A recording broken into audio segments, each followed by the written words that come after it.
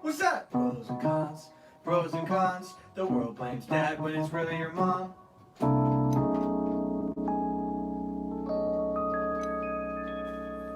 It's cracking. It's the word. I don't know if the keys are loud enough. I was trying to get this thing to work, but it's not. It doesn't seem to be working. Make some adjustments here. It's a two-man show, okay? We don't have a full crew. No interns here. We have no. All we have is the little baby Jesus on our side, and We need to get some illegal aliens to help us out. we are doing what we can. We do have coffee, and that's what matters. Coffee is a beautiful thing, What's especially up? when it's made in a French press. Crezia from the Philippines says, "Good morning, my favorite humans." What's up, what's it, Crezia? Crezia. Crezia. Man, that's Crezia, man. Crazy. Call you crazy. Happy Sunday. Krisha. Like Hare Krishna. Hare Krishna. Alright, I think it looks pretty damn good. All these little oranges, Those damn oranges. Ralph's has been slacking on the oranges for a while there. For one season, they were like amazing.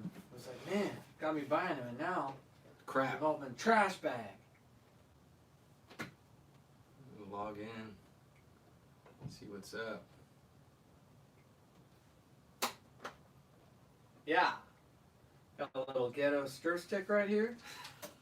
When I say ghetto, please don't take that as cultural appropriation. Yeah, we can still say that, right? Yeah, I just want to make sure Is ghetto biracial?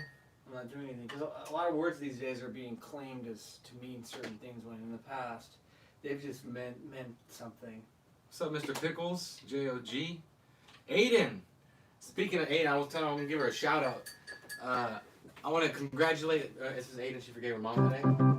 Congratulations, Aiden, for forgiving your mother. That's huge. I wish I had half as much courage as you did at your age. You know? Yeah, still, now. Yeah. I mean, there's adults 3 times your age who don't have that courage, so that was huge. And people might be asking, forgive, why do I need to forgive? And forgiveness is so key and important because it's always going to be for yourself. It's not for anyone else, but for yourself.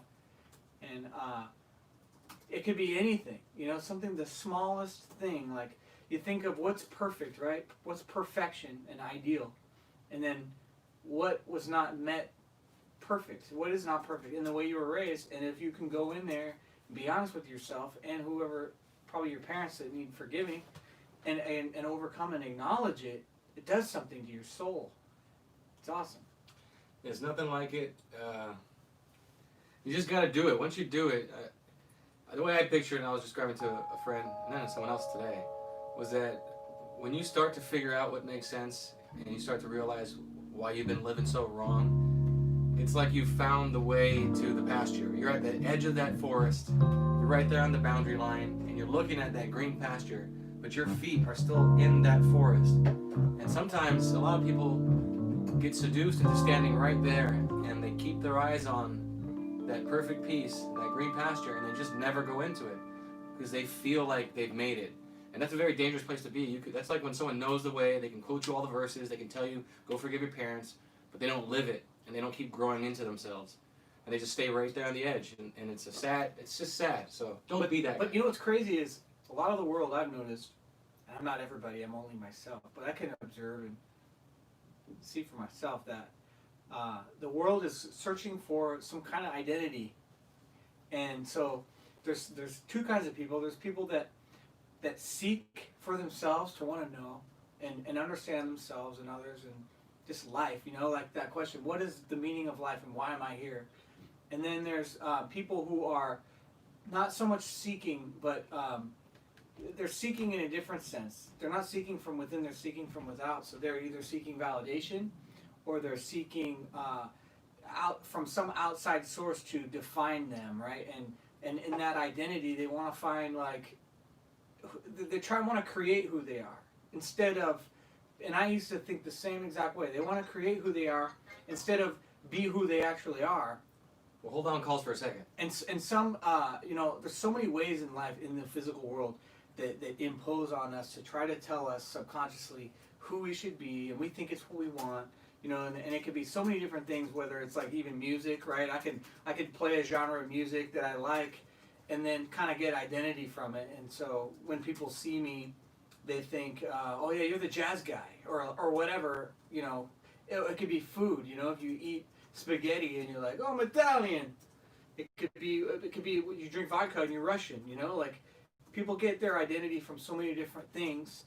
And like even my hat, I wear a hat a lot, like fedora or whatever. And you could think, oh yeah, and I too understand the way the world works in one sense, where I know how perception works. But then I also know that I'm not going to internalize certain things and actually think I am any of these things. Whether it's I'm white, I'm Irish, but I don't get any identity from that, and I don't care. It's interesting to learn about like history or whatever, but I'm just really growing into realizing that I'm just an observer in life. Yeah, a lot of people, they think they've forgiven and overcome, and they'll take one habit and trade it for another. One set of outward physical things to do to cover up something else, and it feels like you've overcome, but you find the same thing wrapped up in different flesh or just a different wrapping paper, and you gotta keep working it. You gotta keep trying to define the stitch of that ego that attached itself to you. Because that ego is that identity that you're trying to create, and it's a false identity. It's not who you really are. Yeah. Because I really truly believe that, I believe in God, and I don't believe in the God that sits in the clouds and that is like, I'm blessing you and I'm cursing you. It's God loves you enough, I believe, that to allow you to be free and to fail, to jump off a cliff, to do drugs, to do whatever it is that you want to do. He's not spin your wheels. He's not imposing anything onto you. So that seeker I was talking about, you seek to find the truth and meaning of life and all those things. And God is free, right? He allows you to be free, and that's what the love is. And so I've really come to notice that Satan would be the opposite, right? He's not love. He's imposing. He's controlling. Seductive, and he's not the truth. He's the lie. So he's gonna know the truth, so he can bend it and change it into a lie. And he'll rarely correct you, if at all. And if it is, it's always with some kind of plan to get something out of it. He uses you. God will correct you. Like he said, he'll let you fall, he'll let you fail, he'll let you kill yourself. But he's just a firm father. Like watching a kid fall down and scrape their knee, a good father doesn't run up and baby that child. He's rooting for him. He wants him to get up. He wants him to get over it, stop crying, brush his knees off, and keep playing. You notice that? I remember when I haven't had kids, but I've always noticed being around kids that kids will fall down, skin their knee, and then they'll look up first to see what reaction they can get, and they're trained to like start crying because they get all kind of attention. The mom will be like, "Oh, there, oh, did you hurt your knee?" And they'll be like, "Yeah," and they'll start crying even more. And I think as adults, people do the same kind of thing in different ways. Yeah, that's like with your friends that'll you bring them your problems, and they'll tear apart the other person you're having a problem with because what they're doing is making you feel better. A real friend could see that, yeah, all right, you got with the wrong spirit, but they're going to look at you and what the hell's wrong with you to get into that situation? What is driving you to do that? That's someone who actually has love for you. Everyone else, I mean, they mean well, they're nice, but they're not working from the right spirit. And like his dimmer switch example, they'll love to think that, well, my evil, the little few things I do that is evil, is not nearly as bad as the evil I see in that person. But in the end, that light is still on. Whether it's dim or bright, the switch is still on. So either you are evil or you're not. It's true. Isn't that crazy? Because think about the apple, right? They had it, everything was perfect. Adam and Eve were perfect in the garden, everything they needed.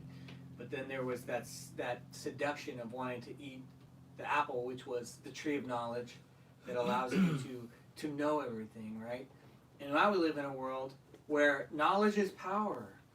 Oh, you got to get a degree. You have to, be educated and all these things. And it's been like perverted into where there's so many things in your mind that thoughts and things that seduce ourselves, because it's all our ego.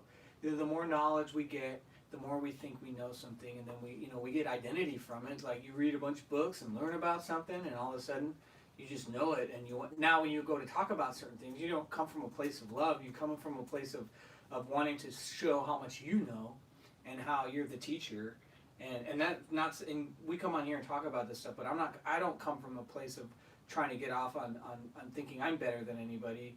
But knowledge, it's so weird because knowledge is such a. They say knowledge is power, but it's really not. And the more you're in your head and your intellect trying to gain knowledge from the world instead of wisdom from within, like you suffer and you feed that false identity of your ego.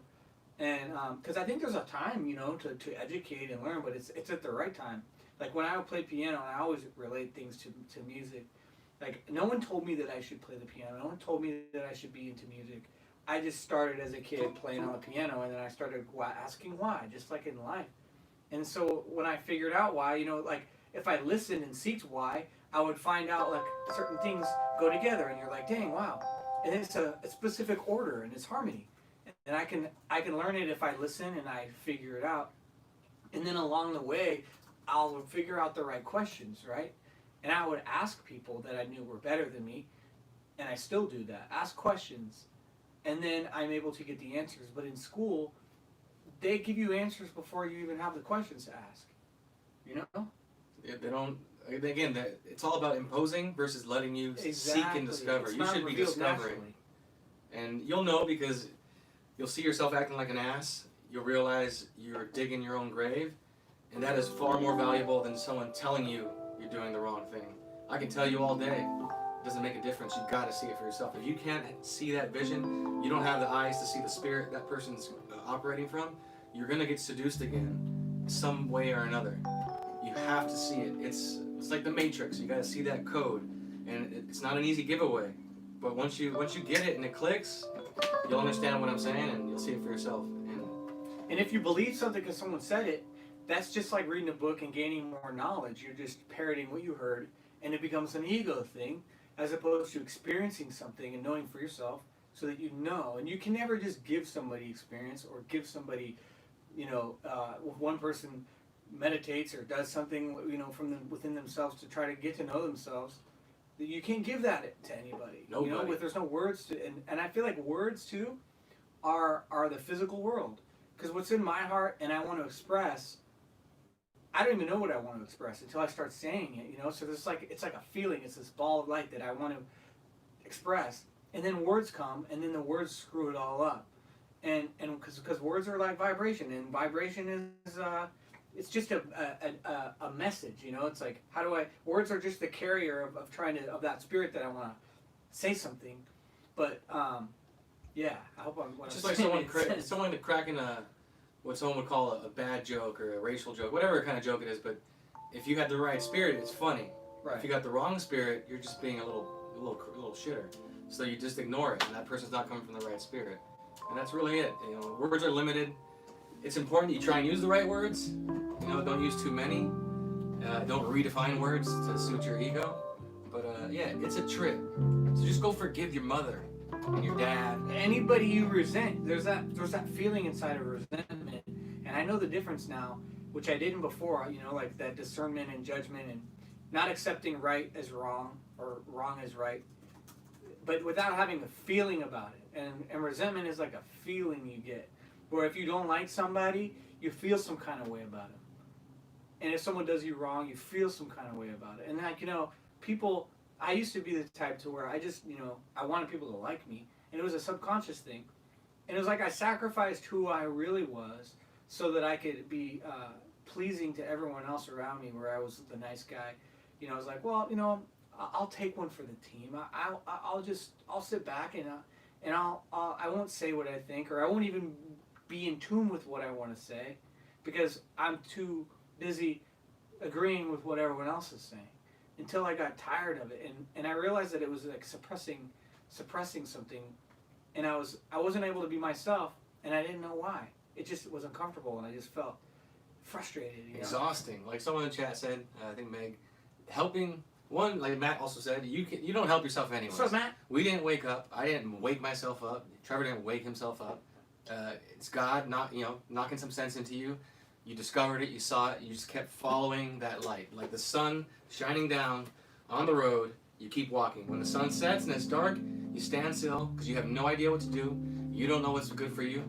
You wait for the light to come back, guide the way, and you keep walking. You just don't stop.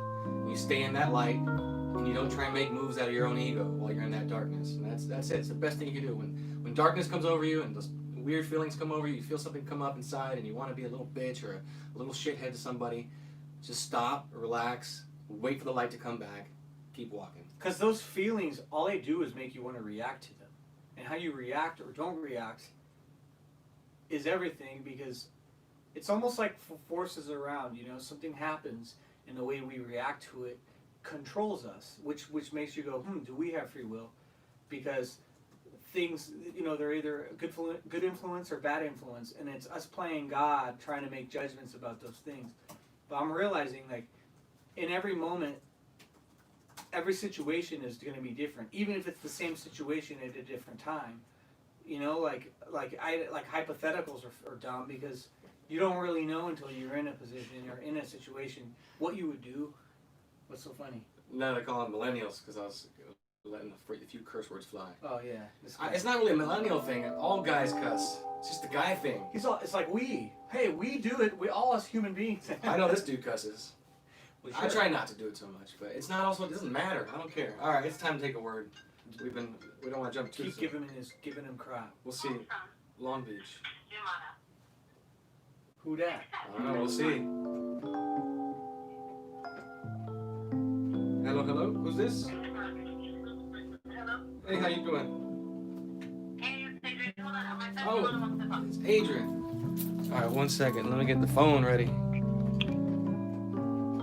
Hello. Who's this? Who dat? Who's that? Who's there? Okay. Ricky, can you... No. Can you hear us? Ricky, can you... How's this in the background? Sorry, tell her the background noise. Sorry. It's all right. Hello. Hey, How's it going? good. Who are we speaking to? Oh, hey, this is Jemima, Adriana's friend. Jemima. Yes. What's going on? Welcome. Visitor. Thank you for calling in. Hi, thank you. I just wanted to, input on the story of heaven and the apple.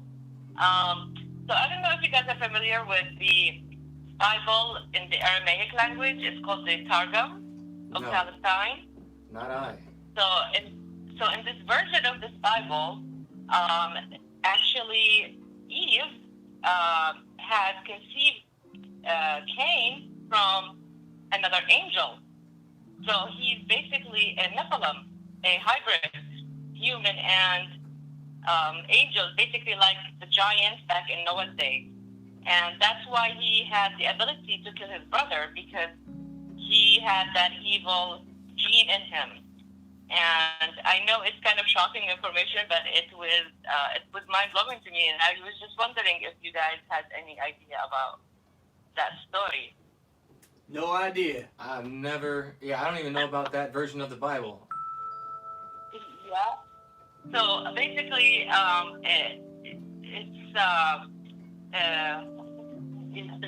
what's the Bible? It's called the Targum of Palestine, and it's from what's his name? The guy. What's his name? Oh, so the story is you're talking about the Book of Enoch. Yeah, the Book of Enoch. Right. Have you guys read the Book of Enoch? I've read excerpts. I've heard of it though. It's the book with all the cool stuff in it. Yes. So Enoch is mentioned in the Old Testament as well, and he basically the Book of Enoch. I don't know why it's not actually included in the Bible. It blows my mind. But basically, from Enoch we understand what evil is and where it came from. So basically, when Adam and Eve were kicked out of heaven, God put angels to guard the Garden of Eden from Adam and Eve and their offspring, so they don't come back to heaven and to the garden and eat from the tree of life and become immortal. And so the angels that were guarding the gate had fell in love with human women, and Right. they decided to marry them and have their offspring with hybrid mix, and they were called the Nephilim. And that's why God actually flooded the earth To kill them. to get rid of the giants that were actually feasting on human flesh, right? They brought so much destruction and terror to humans. And so there was about 133 angels, I think, that fell from heaven, and they disobeyed God's law, and they decided to mate with humans. And so what happened was, after they did all their deeds, these actual angels, which where we get our science today, according to the book of Enoch, they taught men how to do armors, weapons of war.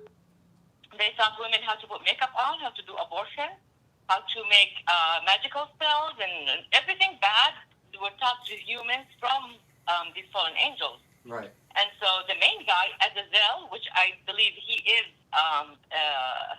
Satan. The head angel. And so they had a bond together.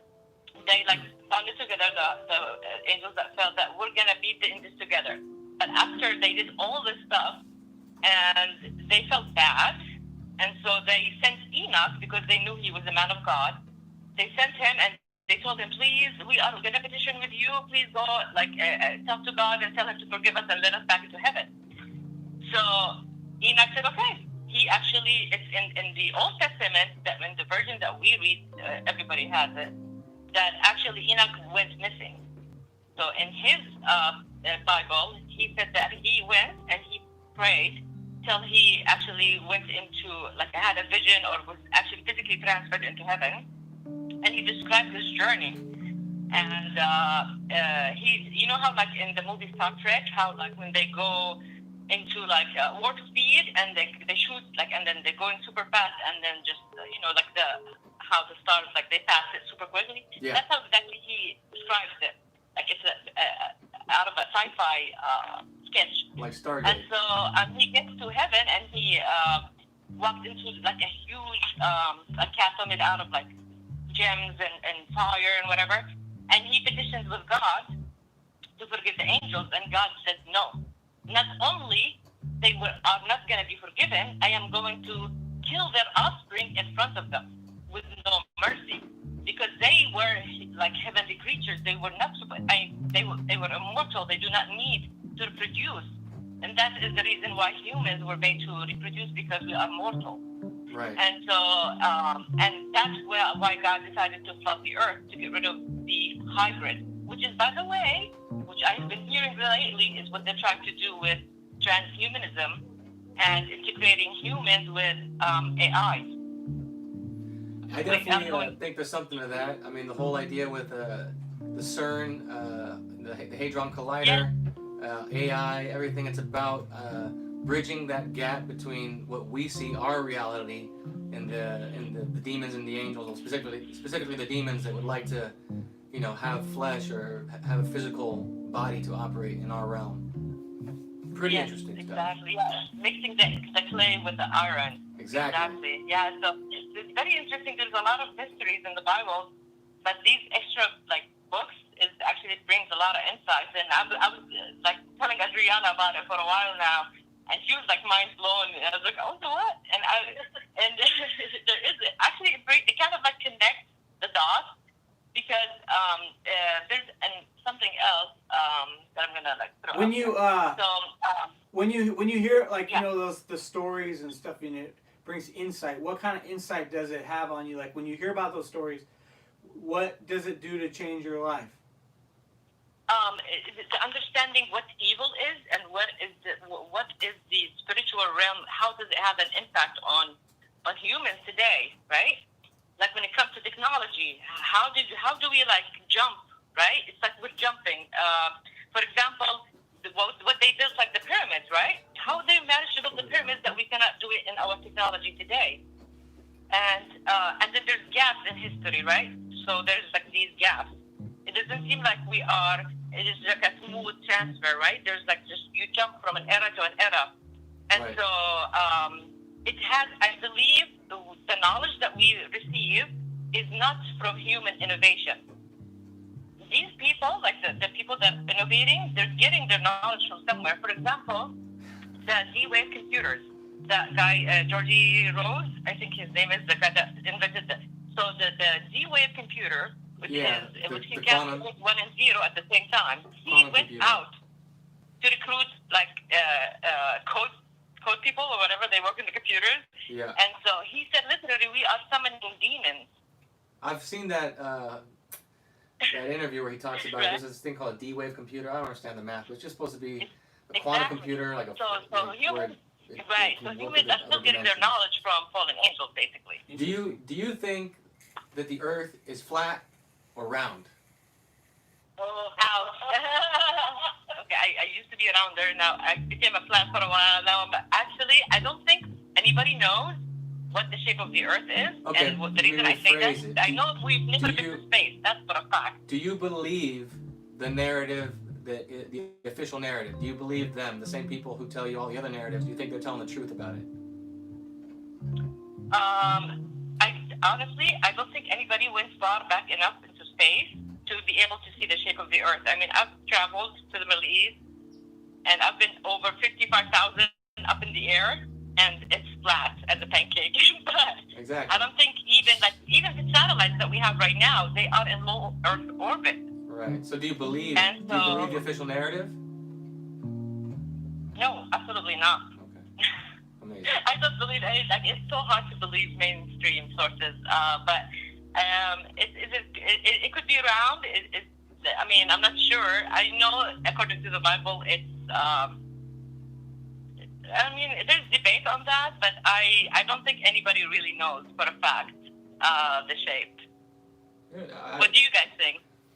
I think that somebody, I wouldn't say nobody really knows, because I think especially when you're deceived, like liars know, like I think Satan knows the Bible, you know, and so Satan and the liars will know how to lead you astray from the truth by what they know. So if they were to lie about a lot of things, which they do, then I think that they would know what the truth is, so they can keep it from you and lead you away from it. Right, just like they know about God and how to overcome. I believe that I know a few things. I know that we can't go to the moon. They faked that one. I know that NASA is not being honest about where they put that money and everything. It just looks like a big sham. I know that everything that's observable, that we can see and feel, is flat, and I don't feel like I'm spinning 1,000 miles an hour. That the theories they built this up on don't hold water when you actually look at it with logic and don't get seduced by some long-winded intellectual explanation. But have I seen the edge of the Earth? No, but I definitely know that they're lying. Yes, I agree with you on that, and I do believe the Earth is way bigger than they say it is. Far bigger. Way bigger, because they say, like, on Google Earth, I think it's like 24,000 kilometers or something, and like diameter. I'm like, come on, for real? Like, have you ever driven on the 405? Yeah, no, like, it's amazing. No way, it's way bigger, way bigger than they for say it me, is. like what I observed as I was waking up was that the model that they have, the official narrative, it's very, very. It just reinforces this random chaos, satanic. It all fits in with the devil. That you're just an accident, order out of chaos. Yeah. You mean nothing. You're not the center of the world, universe. God didn't make you. And it just feeds that ego about that. And when I think about the flat Earth or something along that line, something that actually shows that we are creation, we are His creation, and that everything is here for a reason, that reinforces Absolutely. God. And that's why I definitely think that their story is full of doggy doo-doo. Yeah, I agree with you. I actually heard a lot of people say that just following the flat Earth brought them back to God. A lot of people said that. Yeah. Because being on a spinning ball, just floating into space, is basically you're meaningless. That's true. And then when you know you are actually important, yeah. So in that, actually, speaking of the pyramids in Egypt, so Michael, the archangel Michael, was ordered to tie the main Roman angel, Azazel, and bury him in the ground. So listen to this. This is very interesting. So basically, this guy, Aleister Crowley, I'm sure you guys heard of him. Yeah, the guy that calls himself Amphibie 666. Witchcraft guy, yeah, Aleister Crowley. Right. So he went to Egypt, and he went inside the Great Pyramid, and he was trying to summon Satan. And in his book, in his drawings, he drew the demon that appeared to him. And guess what he looks like, you guys? Looks like an alien. I heard he looks like a. An alien. Right? Yeah, I've seen So that. Where what it looks is just the like problem? the typical alien drawings. Right. So if there is no outer space, these UFOs or the aliens or whatever, like the orbs that we see, like there's been actually a lot of activity lately. All of these are fallen angels. They are breaking into, and I think with the help of CERN, they're breaking into our dimension. Oh yeah, the whole CERN thing. The whole CERN thing is very. CERN. I learned about that like some years ago, and learning about that like definitely contributed to me waking up and seeing, because I've never been into politics. I still am not into politics. But the fact that evil and good and evil is so apparent, and that there's so much evil happening in the world, like that CERN thing, to learn that they have that machine they're building, and they want to try to make, break the atmosphere and get into, time travel and whatever it is that they're trying to do. Like I remember reading up about it before, and it's crazy. Right. It's like why, like they want to be God so bad. Exactly. And you guys I'm sure you've seen supposedly the mock sacrifice they did in front of Shiva. They have Shiva. Right, Shiva's their mascot, which is the god. Yeah, their whole opening ceremony was just really creepy and weird. It was just, that's supposed to be a scientific ceremony. You know what's crazy, and I know this is kind of on the same subject, but I saw on YouTube, it recommends videos, and it showed this drone dog that it's like the dog on Black Mirror episode. Yeah. But it's like this robot, right? And it's like $75,000 robot, and this guy operates it, has a little camera on him, and it just basically walks around. And he's walking down the street with it, and there's like kids and stuff, and they're just like, oh my God, this is amazing, blown away by it. And I'm thinking like a human being is born, and that's created, and no one says anything. They're like, oh my God, I cannot believe this. But then this robot, it's like, can't even do a hair of what a human being can do. And then everyone's blown away by like, wow, this is incredible. And we're marveling at the wrong thing. We're supposed to marvel at God's creation. We're marveling at man's creation, not God's creation. And all a robot can do is walk and go down and upstairs, and like, then they're like, this is this is just the beginning. So, Jemima, are you a Christian? Of course, yes, I am. How long have you been a Christian? Well, I was Catholic until 4 years ago. What made you change? What made you change?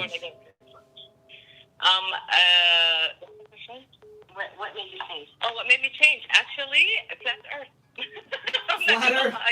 We started with flat Earth at first. It was kind of flat Earth got you to change from Catholic to Christian, and then now that you're Christian, you don't believe in flat Earth.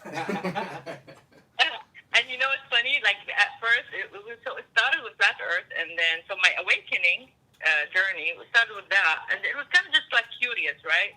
I never really like, oh yeah, it is for real, but I knew something was like up with NASA. But then when I started looking into CERN, and then the opening of the opening ceremony, which was very satanic, and then I started like connecting the dots. I was like, okay, so why is it like this? What are they doing? I right away kind of like, oh my God, they're trying to like bring in the Antichrist.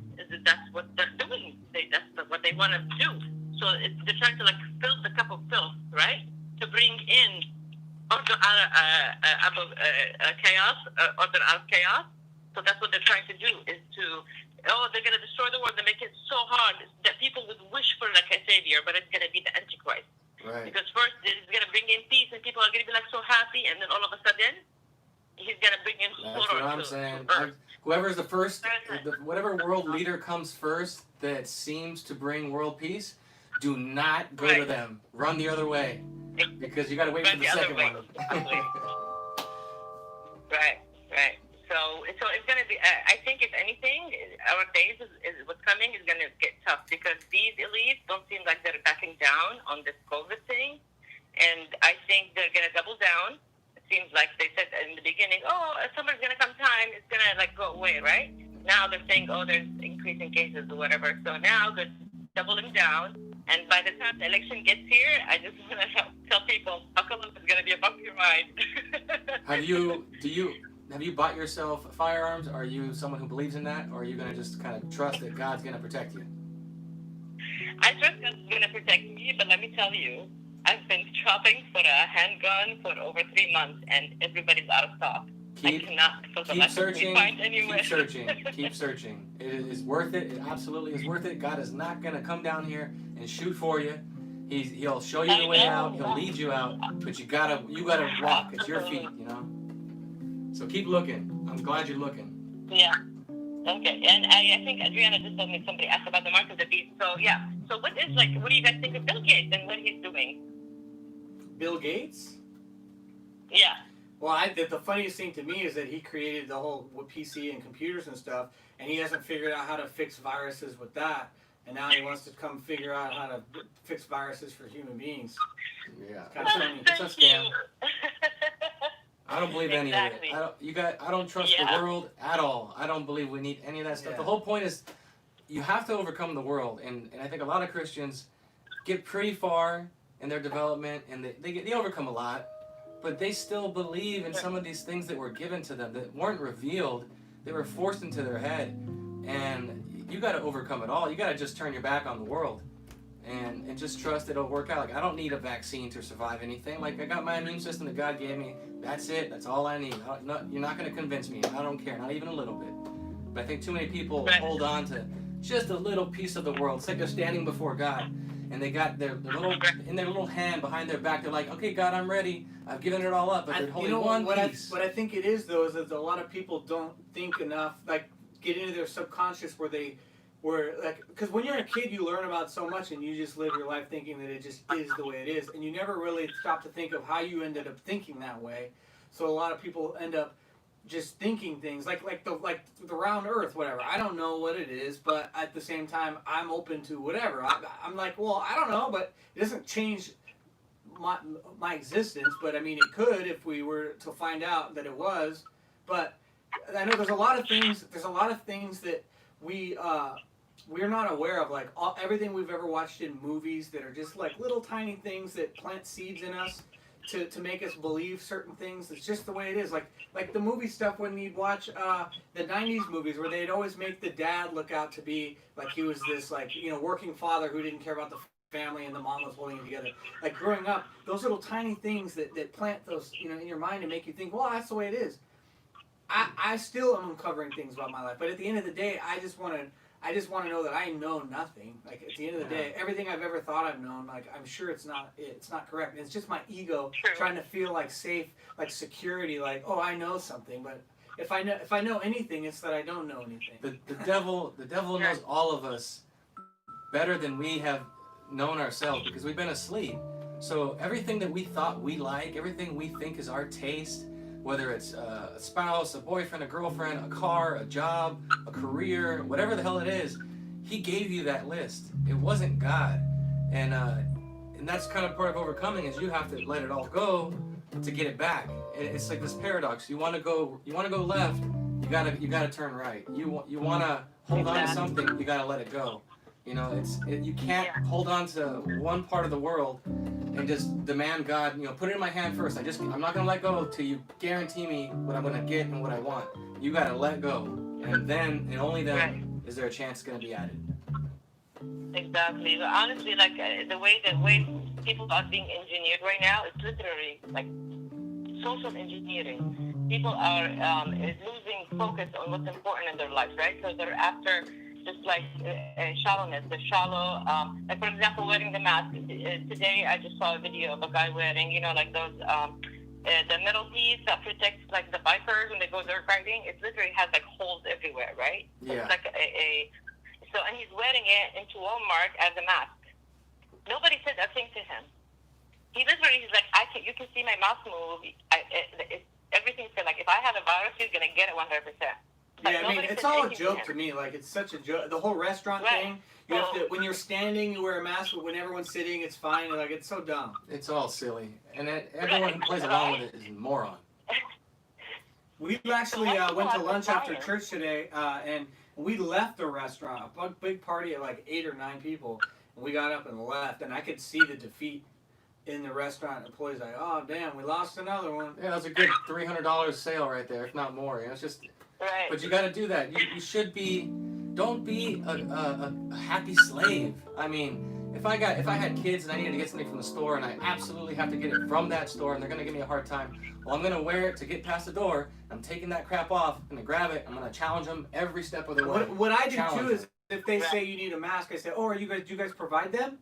Because to me, what doesn't make sense to me is that in order for me to do business somewhere, I have to do business somewhere else. I have to buy a mask.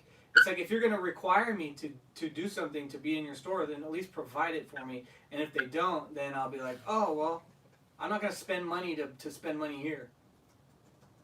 Right, exactly. I would say that's what I always tell them. I'll take my money somewhere else because at this point, like it is ridiculousness that people don't have the critical thinking to actually put two and two together. Because Fauci himself in the beginning said masks won't benefit you, don't wear a mask. And then 2 months later he goes, it's not, "Oh, you need a mask, it will save lives, you'll save your grandma." I mean, come on now. Like, why? See, the media is complicit in this. So is the social media companies. All of them are complicit into this game. They don't want any people to hear opposite, opinions from like other professionals, healthcare professionals. They don't want to hear it. So why are they all on it? Because there's obviously an agenda behind it, right? Yeah, And it's so, just but evil. the more people comply to ridiculousness, the worse it is on everybody. Right. It's If not this the many opposite. people. Oh, no, you need to comply so we all go through. There is no. If you comply to tyranny, what if you give it up? You're never gonna get it back. Exactly. If So, everyone's saying yes to masks now, what happens when the order is turn in your Christian neighbor or turn in your neighbor who's a patriot who voted for Trump? It's just conditioning so that you are a good little servant and do you follow orders and are you scared? And that's the thing. We were actually going to try and bring that up was if you fear anything, even being ostracized. Like I had somebody approach me today.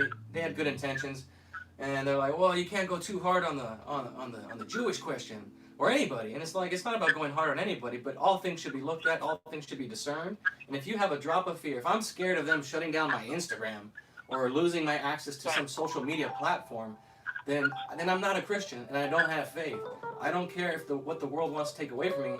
Like Job, you can lose your whole family 2 times over. You have to be okay with any and all things, because if you love the world even a little bit, then you're not saved, you're not awake, you ain't a Christian. Right, I agree. And believe me, like if you just like depend on God and just like tell Him you're the driver.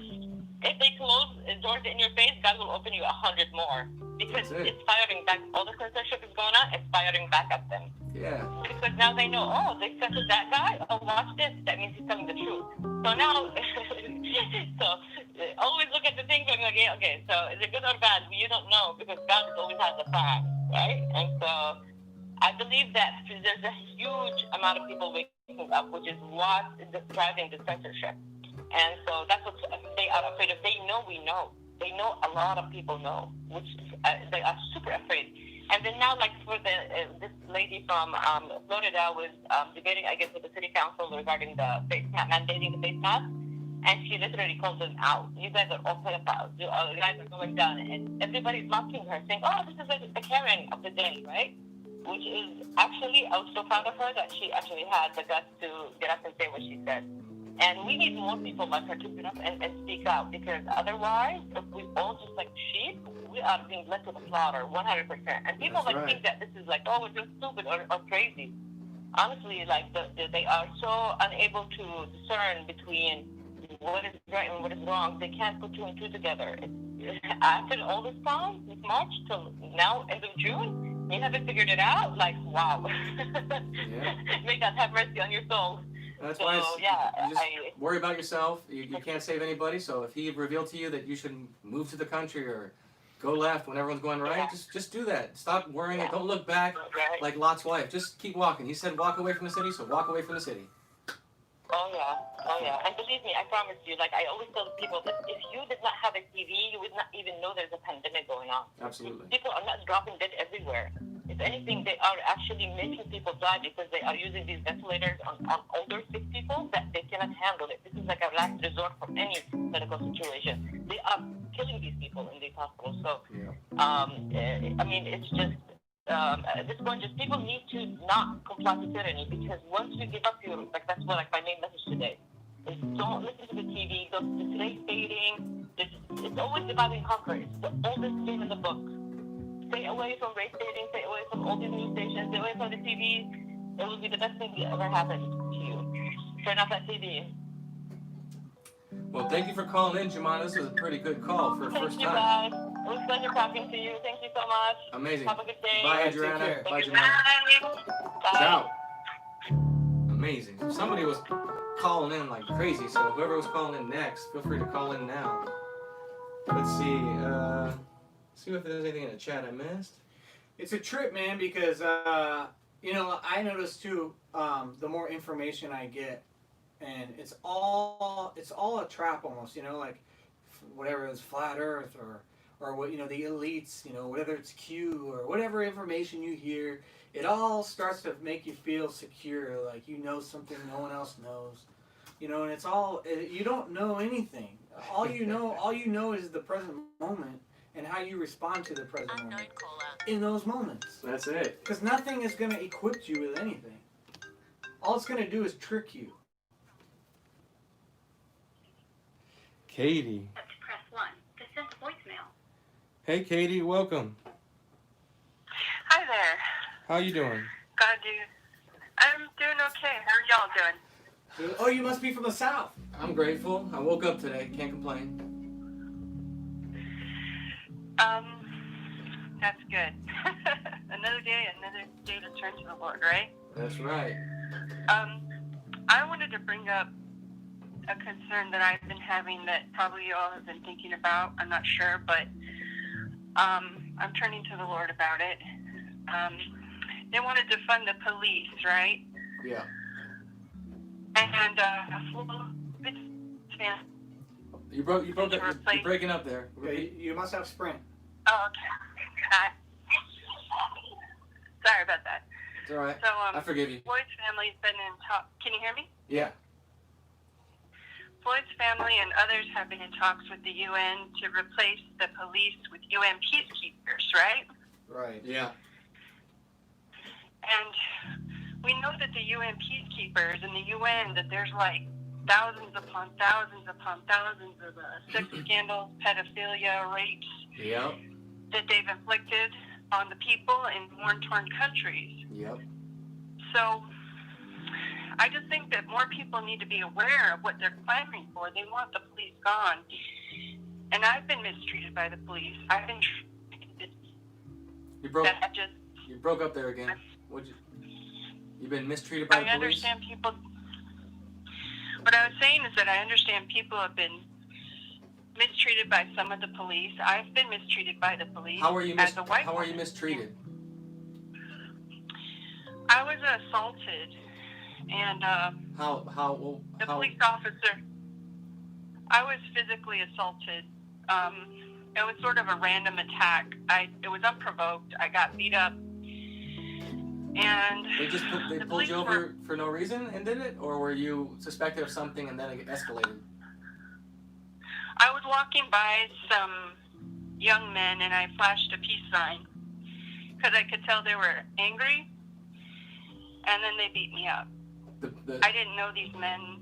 It just happened. And those guys were so I got cops? beat up. No, she's saying she ended up calling No, the they cops, were right? not. Oh. No, the guys who beat me up were not cops. The guys who beat me up were like young, wannabe gangster guys. Gotcha.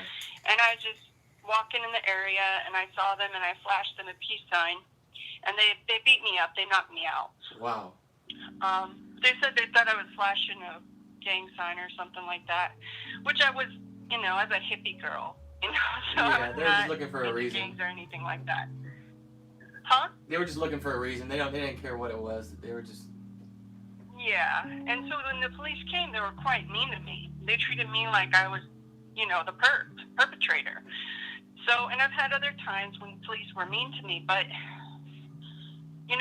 I don't want the police replaced by UN peacekeepers that organization is rife with pedos and rapists. And, you want to say this to people in the inner cities, I know you want to replace the police with these people, but you don't know what you're asking for. No, they don't. But Yeah, but you're. if you concern yourself with you can't save them, and if the way it's all you can do is worry about yourself and your family. You be an example. If people see the light in you, then they might walk that same way. Great. If they don't, great. But if you worry about what's going to happen and are we have to do something. There's nothing we can do. You can't. There's no alarm to sound because people will either wake up or they won't. If it's revealed to you that you should do something for the benefit of your family to protect yourself, then you do that, and you don't care about the world. I mean, your own family will turn against you. They may be part of the problem. They may turn against the cops, and they may turn against you. So you just don't concern yourself with it. It doesn't matter. It's going to play out how it's going to play out. Jesus is Lord. I do wish I could talk to people and say something, but they're so jaded, they're so hardened, and they think that I, as a white person, don't care about them. Some of the folks in the inner city, and it's just not even true. When you were walking, wondering, when you were walking and you saw those people that you knew were bad, and what did you think the peace sign was going to do? I just thought it might let them know I wasn't trying to harm them or that I didn't have an attitude. I was just there, Yeah. Like I was 17. I was a dumb kid. I was a stoner back then. Yeah. I wasn't trying to be rude. I was just like, hey, peace. Like I'm not trying to. And then they both two guys just wailed on me, like beat the crap out of me. It was hard. Yeah, I feel like girls too. Like thank God I survived. I'm guessing you were by yourself, right? No, I was with my brother, actually, my younger brother. Oh, he got beat up, too. Oh, dang. Wow. Wow. Yeah.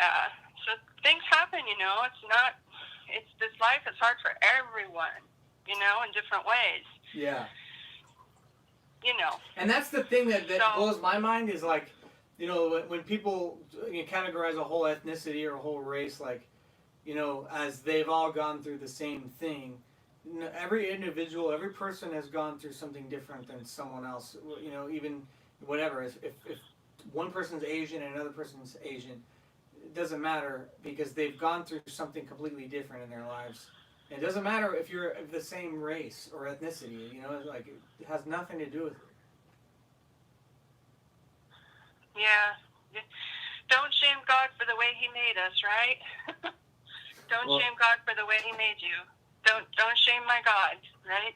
Well, I mean, a lot of people aren't honest about the fact that you're in the hole because you put yourself there because you fell asleep. I mean, it goes back to your parents, but it's you, and a lot of people aren't honest about that. They can point out the flaws in everybody else all day, every day, but they don't know how to look at their own mess. Yeah. Yeah, it's true. I mean, I grew up in a family that was pretty anti-God, pretty abusive. I'm doing okay. I'm not, perfect or anything, but my brothers and sisters are all struggling. And I just think God can save anybody and make anybody do well. I don't think He withholds His blessing from any people. I don't think when He made a certain group of people, He thought, oh, well, I'm going to give them favor and not give them favor. I think that He made us all to bless us all, right? Do you think He favors the wicked? God can say me. Say that again? Do you think He favors the wicked? Well, no. But He wants to bless everyone, but some folks are going to shut Him out, right? So His heart is to bless everyone, I think, but some people are going to reject that favor, right? So that's going to be on them. But right. God doesn't turn His back on anybody. I agree that people turn their back on God, and they get what they deserve. That's exactly it. And if God could save me, if God could save you guys, He can save anybody.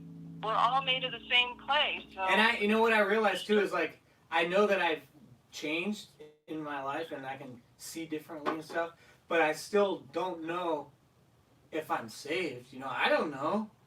I mean, I hope so, but all I can do is keep seeking. Because it's almost like once you go, that's it, I'm saved. I'll just kick back now. I was like, I don't know, every day, every moment, every day is a new experience, and I don't know. I hope so. It's just like you just They're want the to ones smile that and marvel. receive. Huh? There's the overcomers. The overcomers are the ones that go on with the Lord after they receive Him into their heart. They're the ones who let Him grow and make room in all their heart.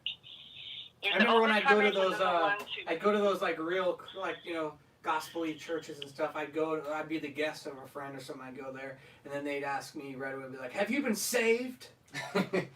Have you accepted Jesus Christ as your Lord and Savior? I remember feeling like saying like, "It's none of your business." Like, why do I need to talk to you about that? That's my whatever. But that was also before I started opening my eyes and seeing what was really going on with myself. I think that what you remember Revelations 2-3 when he talks to the different churches, church in Ephesus, church in those different churches, like church in Pergamos, and he says, he talks to the church in general, but then he addresses to the one who overcomes. So amongst Christians, there's going to be those who overcome the world. They overcome Satan himself. There's going to be a certain particular kind of Christian that goes on with the Lord all the way. And so may the Lord make us such ones that go all the way. Well, do you We think never there can stop. be? We never stop loving the Lord. Is there such thing as a halfway Christian? There shouldn't be. But, not shouldn't. sometimes Is there? people give up. Is there? I don't think so. I think that But no. I think some people give up, though, They receive the free gift, but they bury it. Yeah, They well, receive the I free mean, gift, but they bury it. in the affirmative, it's a You know what hard I mean? it's a hard no. That you can't. There's no such thing as a halfway crook, and there's no such thing as a halfway Christian. Yeah, I mean, you got to go all the way. That's the only way. He says, you're either for me or against me. That's So right. may the Lord make us ones that do that go all the way. So anyway, praise the Lord, brothers. I just wanted to bring up that issue. I really hope more people think about it before they defund the police. But then again, like you said, Jesus is Lord, and there's nothing really we can do but pray and turn to Him. You do what you can. No. If say it's up for a vote. Yes. Well, then it's revealed that you have a vote, so cast your vote. Say it's up to you because you're on the board and you make a decision. Well, then now make that decision and use your power. And if say there is no vote, they defund it. You did what you could. You led by example. And when people ask you what you thought about it, you replied honestly, but you never imposed your view.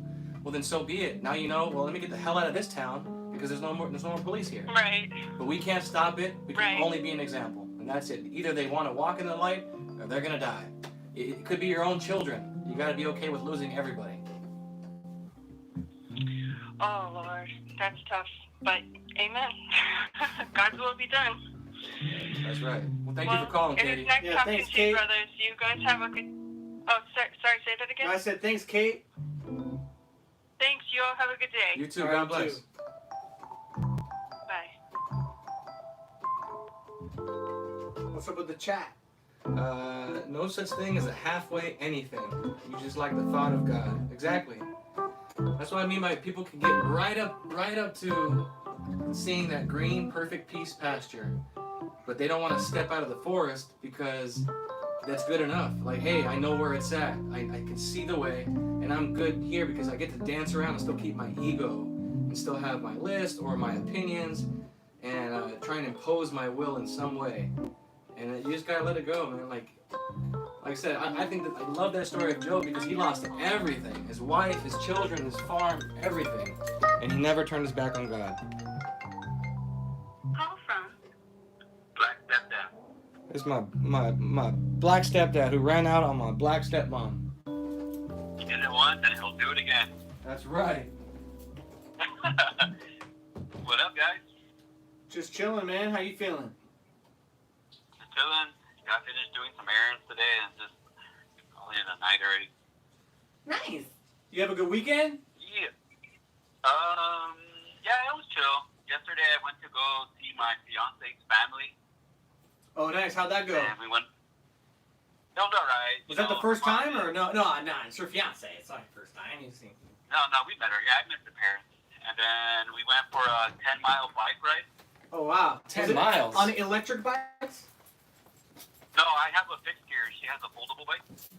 A fixed gear? What are you, some kind of hippie? I'm a hipster, all right. We took the orange line all the way down. It was pretty brutal. Nice. So what do you think, Omar? Actually, I just saw the comment. Skills Carmite, I love his comments. He says, says he, as in God spits out lukewarm, right? Pick a side. What do you think? You think there's room for people trying to ride a fence on issues in life? Do you think there's a middle ground?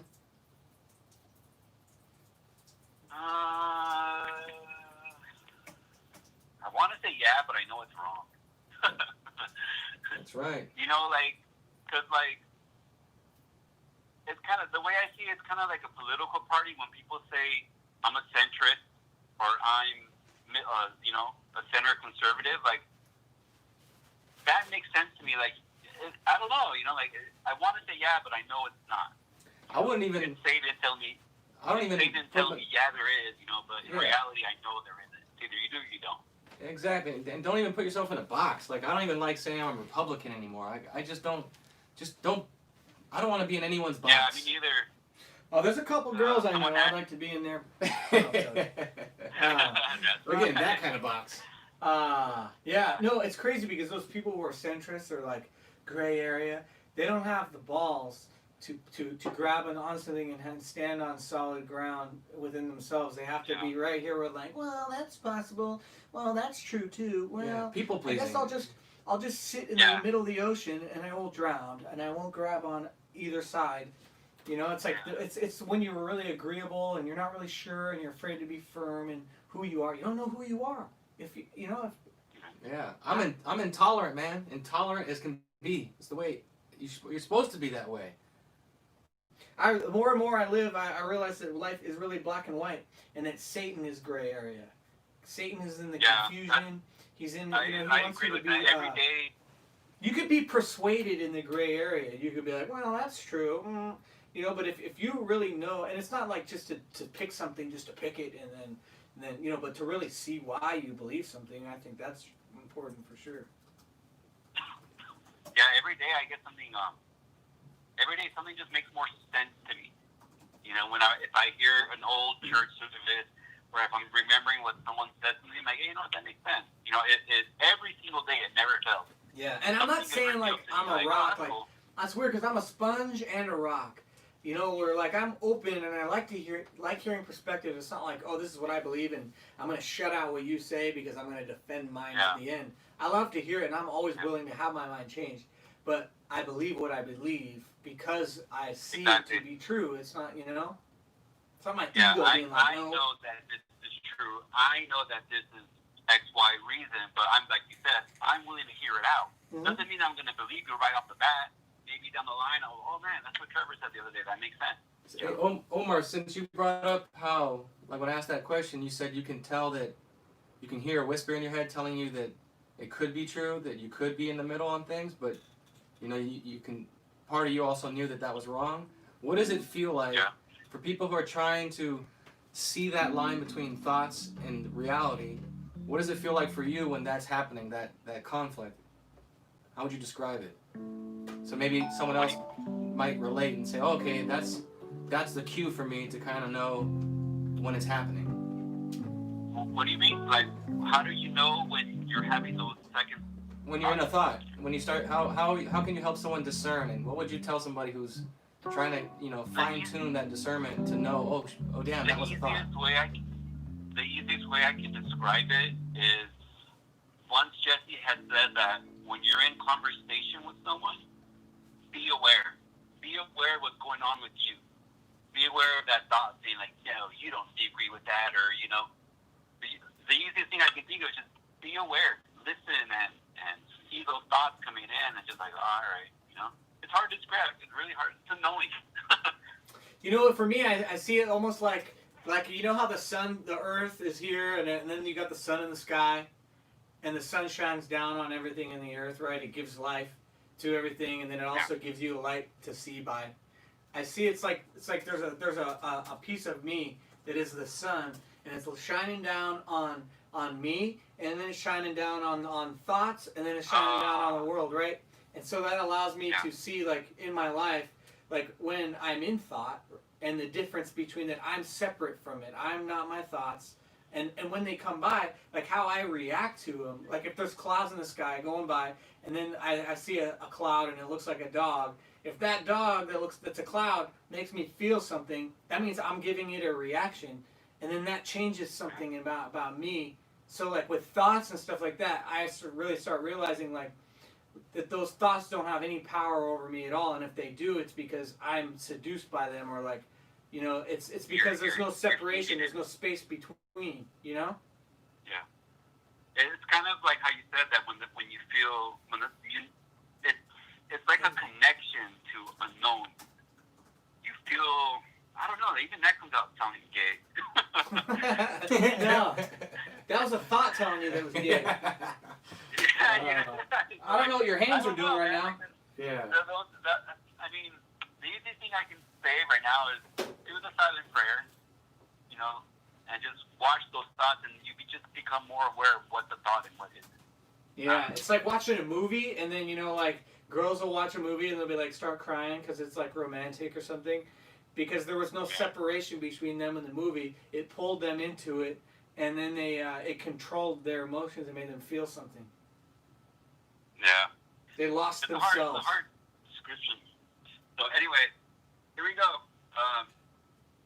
Where are we going? The other day, sometime last week, I get a DM from all my friends, my group of friends, and I'm scrolling through it, and it ends up being that my friends were talking bad about me behind my back from like 2 weeks ago, and they're barely like letting me in now, like as to their group chat.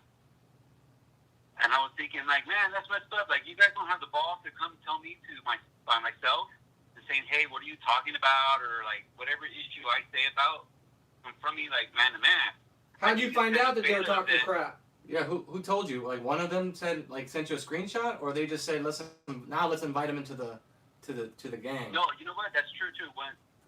No, I don't know how it happened. I was just invited into the gang just randomly, you know. And then that's when I started looking through it. I'm like, what is it, you know? And I saw that some of them were taking screenshots of like me commenting on certain posts and things like that, and they were responding, "Oh, this fool's an idiot," and where did he get these stupid facts and stuff like that? You know, I'm like, is this a group of girls? You know? Yeah, it sounds like a bunch of They're girls. acting like girls, man. That's what I'm saying. Like, look at you guys. You guys, once the mob kicks in, all you fools get in on that. Instead of one of you, All you fools. you guys. You're definitely Mexican. Yeah, Mexican. the Mexican's coming out, bro. Straight up Mexican. The Mexicans coming out. Oh, he's getting pissed. He's tit. So I'm like, these fools, you know, like all you fools can gang up on me, but like a bunch of cowards, you know, you guys can't like come straight to me. Yeah. And then I'm thinking to myself, like, now I really see the herd mentality. Like, they all get along because they don't want to be kicked out, because they want to get the okay from this one and lead to this one, and it's just a chain reaction. Yeah, a lot of people get identity from them. Like the group they hang out with gives them life. They feel like somebody because they get the approval from other people. It's the same idea about trying to get rid of when you're doing it the worldly way and you're trying to overcome things. You do it by trading one habit for another habit, and then they trade their own identity for someone else's identity, and they just keep interchanging parts, and it's never them. It's always just a piece of somebody else, a piece of the world. Yeah, these guys are always with each other, and if they're in a relationship, they're with like other colors. Like, they're too much involved with each other, you know. Like, and we're all like in our 30s and things like that. Like, dude, like, don't you ever kick it by yourself? Don't you ever do things by yourself? Don't you ever free thought by yourself? Those fools are tripping, eh? Like, no, they're tripping, homie. Those fools Tripping, homie. Hey, fool! You know what time? You know what time it Hey, is? what's that on your leg? I see. Must Yeah. be yogurt or something. Yeah. I don't know, man. And that was like the nail on the coffin. Like, you know what? This is legit. I'm like, I'm gonna stop like talking to them. I left the chat. You know, I'm like, this is just done. Yeah. I mean, I think you talked about it last time, but you don't waste your breath. It's not like you're closing your door, but you don't entertain it. If they were to message you, you're supposed to be able to see the spirit, and when you can tell what's in that message, it doesn't matter what they wrote, but what's the spirit behind it. And if you can tell, you know what, this is just a little backhanded comment to try and pull me into some ridiculous discussion, don't even say hi. Just leave it alone. And then if they really want to come back to you and they really want to be your friend or they really want to like just get over it, they'll call you and it'll be different and their tone will change and they'll be them again. It's like they come in and out of their true self. You know, it's like they're trying to overcome. They just don't know how to do it. So they get lucid and clear-headed and then they go right back to being nuts. Yeah, they go back with the herd. They get that validation from each other. Nah, that fool's crazy, not you. That fool's stupid. That fool's tripping. It's crazy. Like it's almost like, you know, like a police officer. Does he need a criminal to be a police officer? Do you need, if you're a winner, do you need a loser to be a winner? Like, you know, a lot of people think like if they put you down and talk crap about you, then that defines who they are, that they're right and you're wrong, or you know, like they're not really thinking for themselves. They need you to be something, to talk crap about you, to feel better. They're like vampires. They just feed off each other and stuff like that. That's kind of what girls do at their worst, when like the joke about how guys will talk crap to your face as a way of like showing love. That's, you know, when they make jokes about you because they love you, and then behind your back they speak the world of you. They're like, man, that dude's a solid dude. And then with girls, they speak the world of you in front of you to make you think that they're your friend. And when you turn around, they just, you know, crap talk you. That bitch! I can't believe she's sleeping. She's such a slut bag. You know, and that's kind of it. And my fiance said the same thing too. She's like, how old are they? I'm like, in their 30s. And she's like, they're acting like a bunch of high schoolers. I'm like, exactly. These guys were all grown up, but they haven't grown up. You know what I mean? I'm not saying to take life serious. I know when to mess around and have fun, but there's a time where you just gotta calm down already. You know. You just gotta let it go, man. Like, kind of like Katie said with worrying about the defund, and you gotta. Who cares, man? Like, they're gonna get it or they're not gonna get it. Like, you got woken up for a reason. If you're gonna get married to this girl, God willing, everything keeps going. You guys are married, everything's fine. You have a kid. That's it. Your world is your wife and your child. Not even your brother or your sister and nobody else, man. That's it. That's all you're responsible for. Yep. You lead them, you take care of them, and that's it. And it's real simple.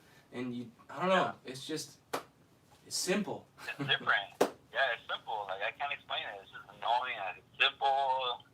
Don't worry. Let it go. You know, like it's tripping. Cool.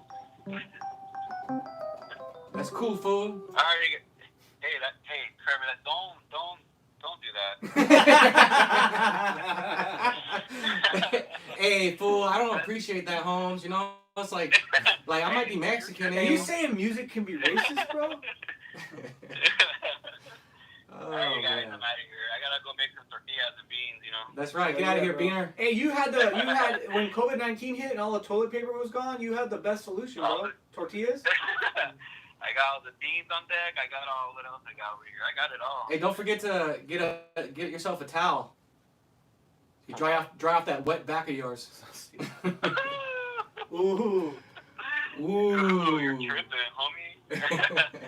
All right, man. All right, guys. Appreciate you, bro. Later, brother. All right. Amazing. Yeah, screw all those people who think that they are friends. They're just trying to suck your life away. Let it go. They don't think that they're your friends. They're demons, man. They're addicted to judging you, judging something. It's all judgment because people who play God need that judgment to validate that they are in control of their life and that they're God. So they need the contrast. I need you so that I can feel better about me. If I can't judge you, I'm not God. Because God is who judges, right? Yeah. It's like egotistical guys who get with a girl, and then it's the reverse. I mean, she can give him hell, but he's also using her so he can feel like somebody. You know, and it's just, you see it all the time. Like, loveless relationships, loveless marriages. And these people will have children together, and it just looks good. I was talking to somebody. There's people who have, like, I'm sure you've seen it, where they'll take these amazing couple photos and have these long-winded captions, and it seems like on the outside it's like a perfect relationship, but behind closed doors they're miserable. Like, don't be that way. Like, it's just weird. But usually the people who put a front like that, it's like putting makeup on your marriage. It should just be there. And if it's not there, you don't need to dress it up. I don't care how long your caption is or how many beautiful photos you take. That will not give you a perfect relationship. A lot of people, I think, especially girls, they want to be in a relationship or get married or whatever because subconsciously or even consciously of what it looks like from the outside. They don't want to be the girl who's alone with her cats, right? And it's not because she doesn't want to be, it's because she doesn't want to be the girl. That's, you know what I'm saying? Like, it's crazy, man. How so on so many layers subconsciously we really know why we tick and why we want to do things or what we think we want something. Like I realized I don't know what I want. Like I know to the core of it, I want to seek the truth and I want to do right in the world and I want to uncover who I am, right? But everything else, like anything else, it's like I don't know. Like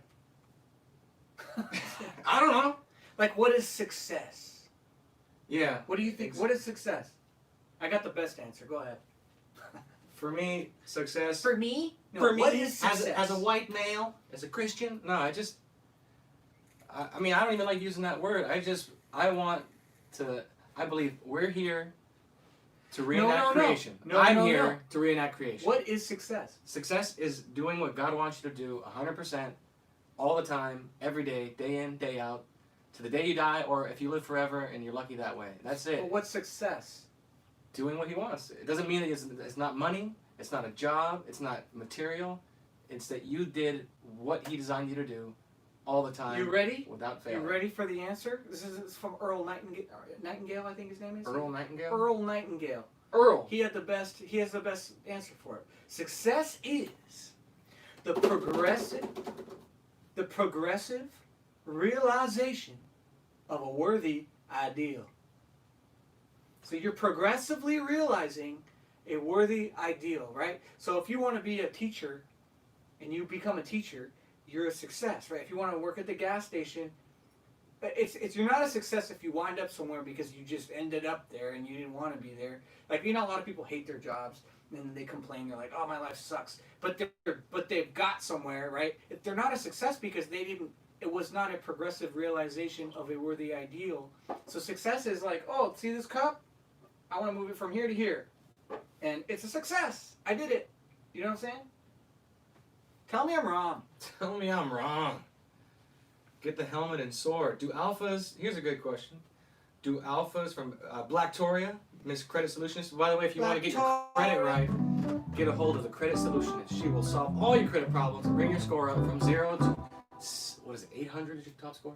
Credit Solutionist, everybody's using it. We'll fix your credit. Come on down. Key change, come on down. Credit Solutionist, everybody's using it. She'll fix your credit. So Miss Blacktoria asked, do alphas post relationship pics with long captions? No. No. But women do, or male lesbians. I just want the whole world to know that that I really care about this person, and if I didn't, I wouldn't say it. Okay? And so I'm going to take the perfect picture on my knee, on bended knee, to let everybody know. That way it creates a nice pressure, right? A good pressure that the world now, I have to live up to my post. And now I'm thinking about that post like, oh, I created that post and now I better be it, right? That's another example of you playing God, trying to create the image. You're imposing an image on the world so that they see you as this. And it's unnecessary. You should just be it. And then the girl's going to be like, oh, wow, babe, that was so nice of you for saying that. Yeah, it's just, I don't think you have a need for that. I don't even know if it's necessary. I wouldn't see that in the right marriage. You don't need to do that. Because love is not an Instagram post, and love is not a compliment. Love is a lot more than that. Like we talked about leading, we're going back and forth with the idea of how you know a man really loves you is that he's not like most men, women, you guys, ladies know, they want to lead you, but they want to lead you into the bedroom. You know, and they'll act like the they play question along. is, you want a man that can lead you, but where is he leading you? Yeah, where to? You know, and because, you know, you could think that he's leading you to dinner, right? You're like, oh yeah, he drove, he got me, he picked the restaurant, he picked the time, he picked me up, and he's alpha male, he led me, right? But leading is really, the goal is to know yourself first and understand yourself and come close to God as an individual, right? And then a man will lead you out of your hell. That's out it. of your hell, of your emotions and your thoughts, and you'll be able to trust in Him because that order is everything. Your God, Christ, man, woman, children comes down, right? So God's going to lead me as a man, and now I'm going to lead her, and it's all taking her straight to the man upstairs. You know what I'm saying? You'll start when it works right and it works perfectly the way it should work. You guys, a man and a woman, will have the same spirit in a sense that it's God's spirit, it's God's love. And they will see the same things. But because the man leads, because he's in that order, he's closer to God, he sees it first. Then she sees it after him and can agree, but she agrees not just because he said it. She agrees because she actually sees it, because they have that same love coming through them. And that's the way it is. Then the kids see mom do it, and they also see it, and they agree after her. You know, if she's leading, and you have a guy who's like, oh, you decide, babe, or that's what you don't want. He obviously has no interest in leading you anywhere. He's scared. You know why I realized too? It's very important not to like have sex before marriage. If you find somebody, if you find someone that you want to get to know, and you don't have sex or anything like that, and you do it right, then because a lot of girls like to be chameleons, right? They'll act like they agree with you, but they're really not listening to anything you're saying. They're like, yeah, sure, totally, you know. And then you think that you're compatible because she's, you know. And if you just don't, after you get to know each other, you really get to know her for a long time. Eventually, she's not going to be able to do that anymore because the real person's gonna come out, you know. And then you'll be in conversations and stuff, and she'll be like, "What are you talking about?" You're like, only what I've been talking about since the beginning. Does that make sense? Exactly.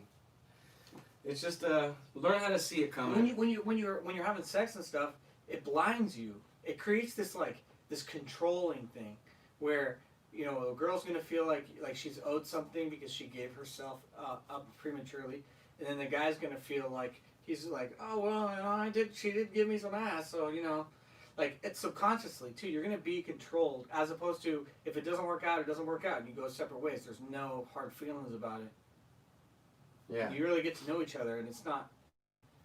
Yeah, and it takes time though. That's the thing, is it takes time. You can't just. Yeah, I've met people where they're like, oh yeah, I met her and I knew right away she was the one. Yeah. Did you? I mean, everyone does that. Okay, so you take the guy who wants to lead you into the bedroom. Guess what he's gonna do? He's gonna force compatibility to check off your list. A guy has the spirit of a woman, so guess what? He knows exactly what your list looks like. And if he just happens to have it genetically, then he just needs to have the other things there, the money, the car, whatever it is. And the woman's going to do the same thing. She's going to force the compatibility to be the list that she knows he has, because they have that same spirit. It's playing them both. And that's why I said that the devil gave you both those lists. And you have to learn how to let that list go, because he's going to destroy you. He'll destroy everybody around you. And that's the game. You can't beat him at his own game. That's the devil's playground. Well, call in. We want to hear what you think. Yeah, Nate. the line's open. There we go. Look at that.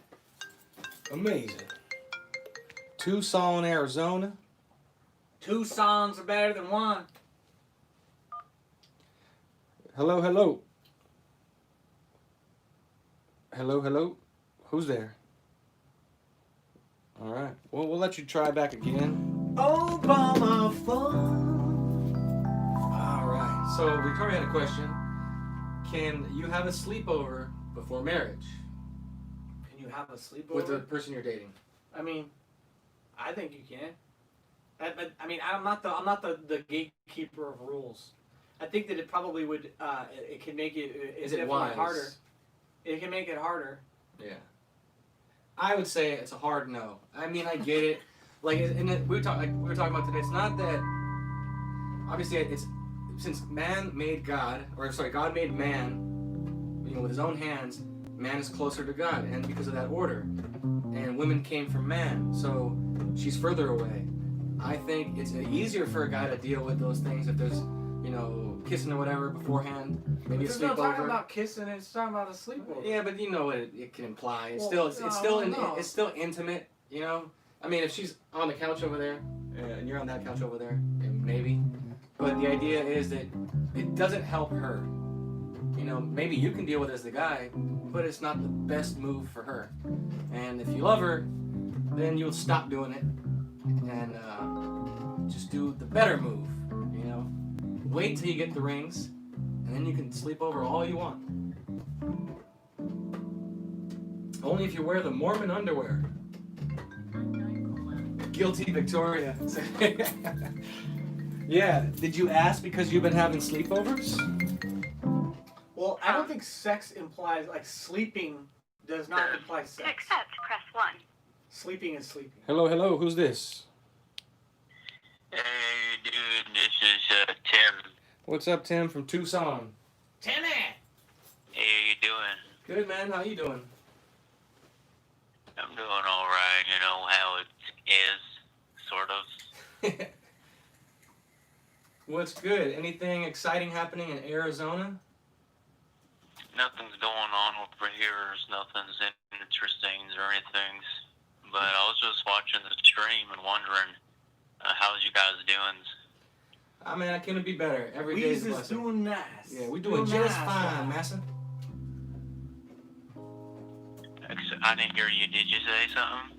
Weez is doing real nice like. I'm just trying to, you know how there's a delay. It's hard to hear, you know what I mean, sometimes. Oh, no worries.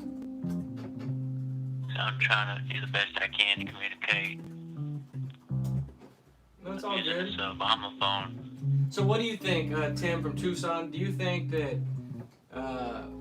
women and men should be doing sleepovers and moving in together before they get married? Well, moving in is totally different. No, just there's another question in the chat, I don't so think that. we're just going to try and cover it all. Do you think they should do any of that stuff before they get married?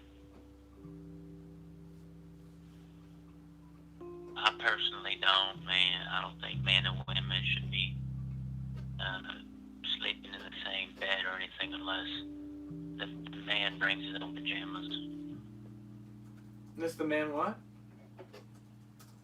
Unless he brings his own pajamas. But other than that, I don't think anybody should be.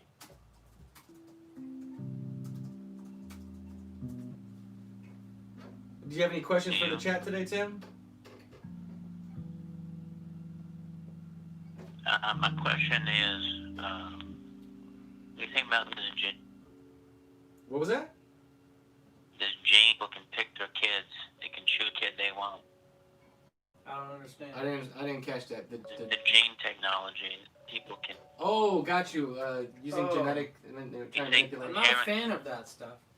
I don't think it's wise to play God and try Genetic to. engineer.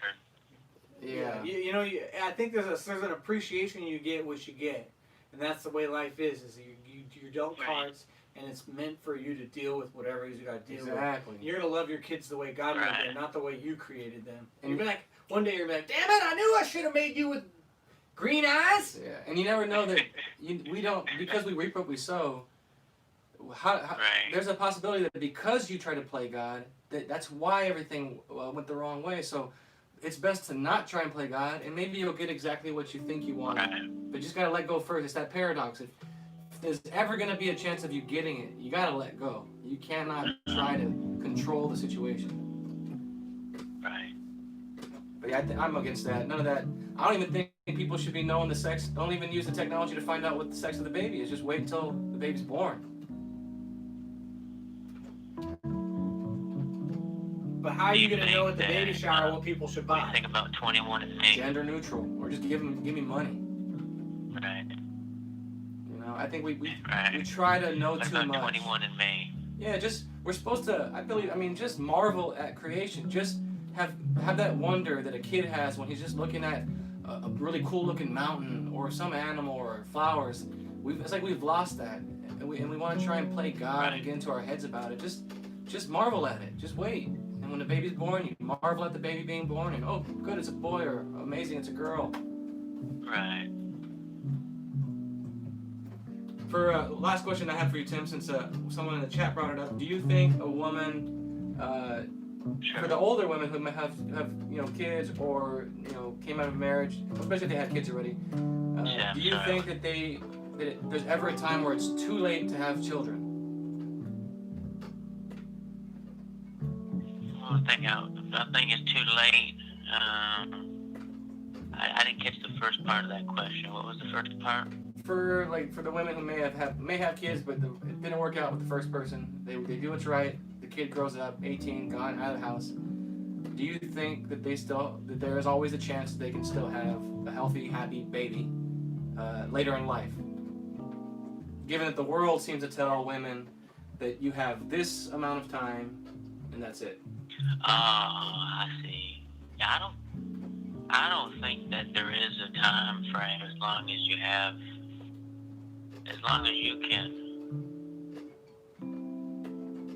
Yeah, as long as you can have the baby and take care of the baby and give that baby a good life, I don't see anything wrong with that. I agree. You know, I'm a little I just don't want these kids being sent off to this communist brain camp. Too old. As long as you're old enough to have the baby, you know, but it could increase the chances of deformity and. But that's what I even Weird don't. kind of I don't even stuff. believe that. I believe that that's also, if you start believing in that stuff, it's a lack of faith. That you're hesitating. You're fearing it. Just don't believe it. Don't believe anything. Just like Sarah in the Bible. Like, just don't hold on to what the world says about anything. And if you find out you're pregnant and you're 50 and your husband, you know, got you knocked up at that age, whatever, then amazing. You're having a baby. You know, don't hold on to this idea that you can't, or that it's gonna come out looking like a circus freak. Just lose all of those ideas. What do you think about Aunt Jemima? I love her. Why do you think they're taking her down? Good. What do you think, Trevor? Because they're trying to get rid of colored people, obviously. Yeah. So wasn't it because of capitalism she was able to get successful? Yeah, Yeah. I mean, I think it's so dumb. You know, have you heard or seen that article about Aunt Jemima's great grandson? He's upset about it because No. they're destroying his family's history. Oh my goodness. You know, he's like, yeah, I know. that's my great grandmother's Aunt Jemima right there, and now it's being taken away. Right. It's like, you know, it's his family. Like, he's not even offended. And any black person Right. I've talked to has never been offended about that. Like, I don't understand why it's I offensive. know. Yeah. I personally like those pancakes. Those are good. Heck yeah, man. That's some of the best. I grew up on that syrup. Tapatio's next. I know.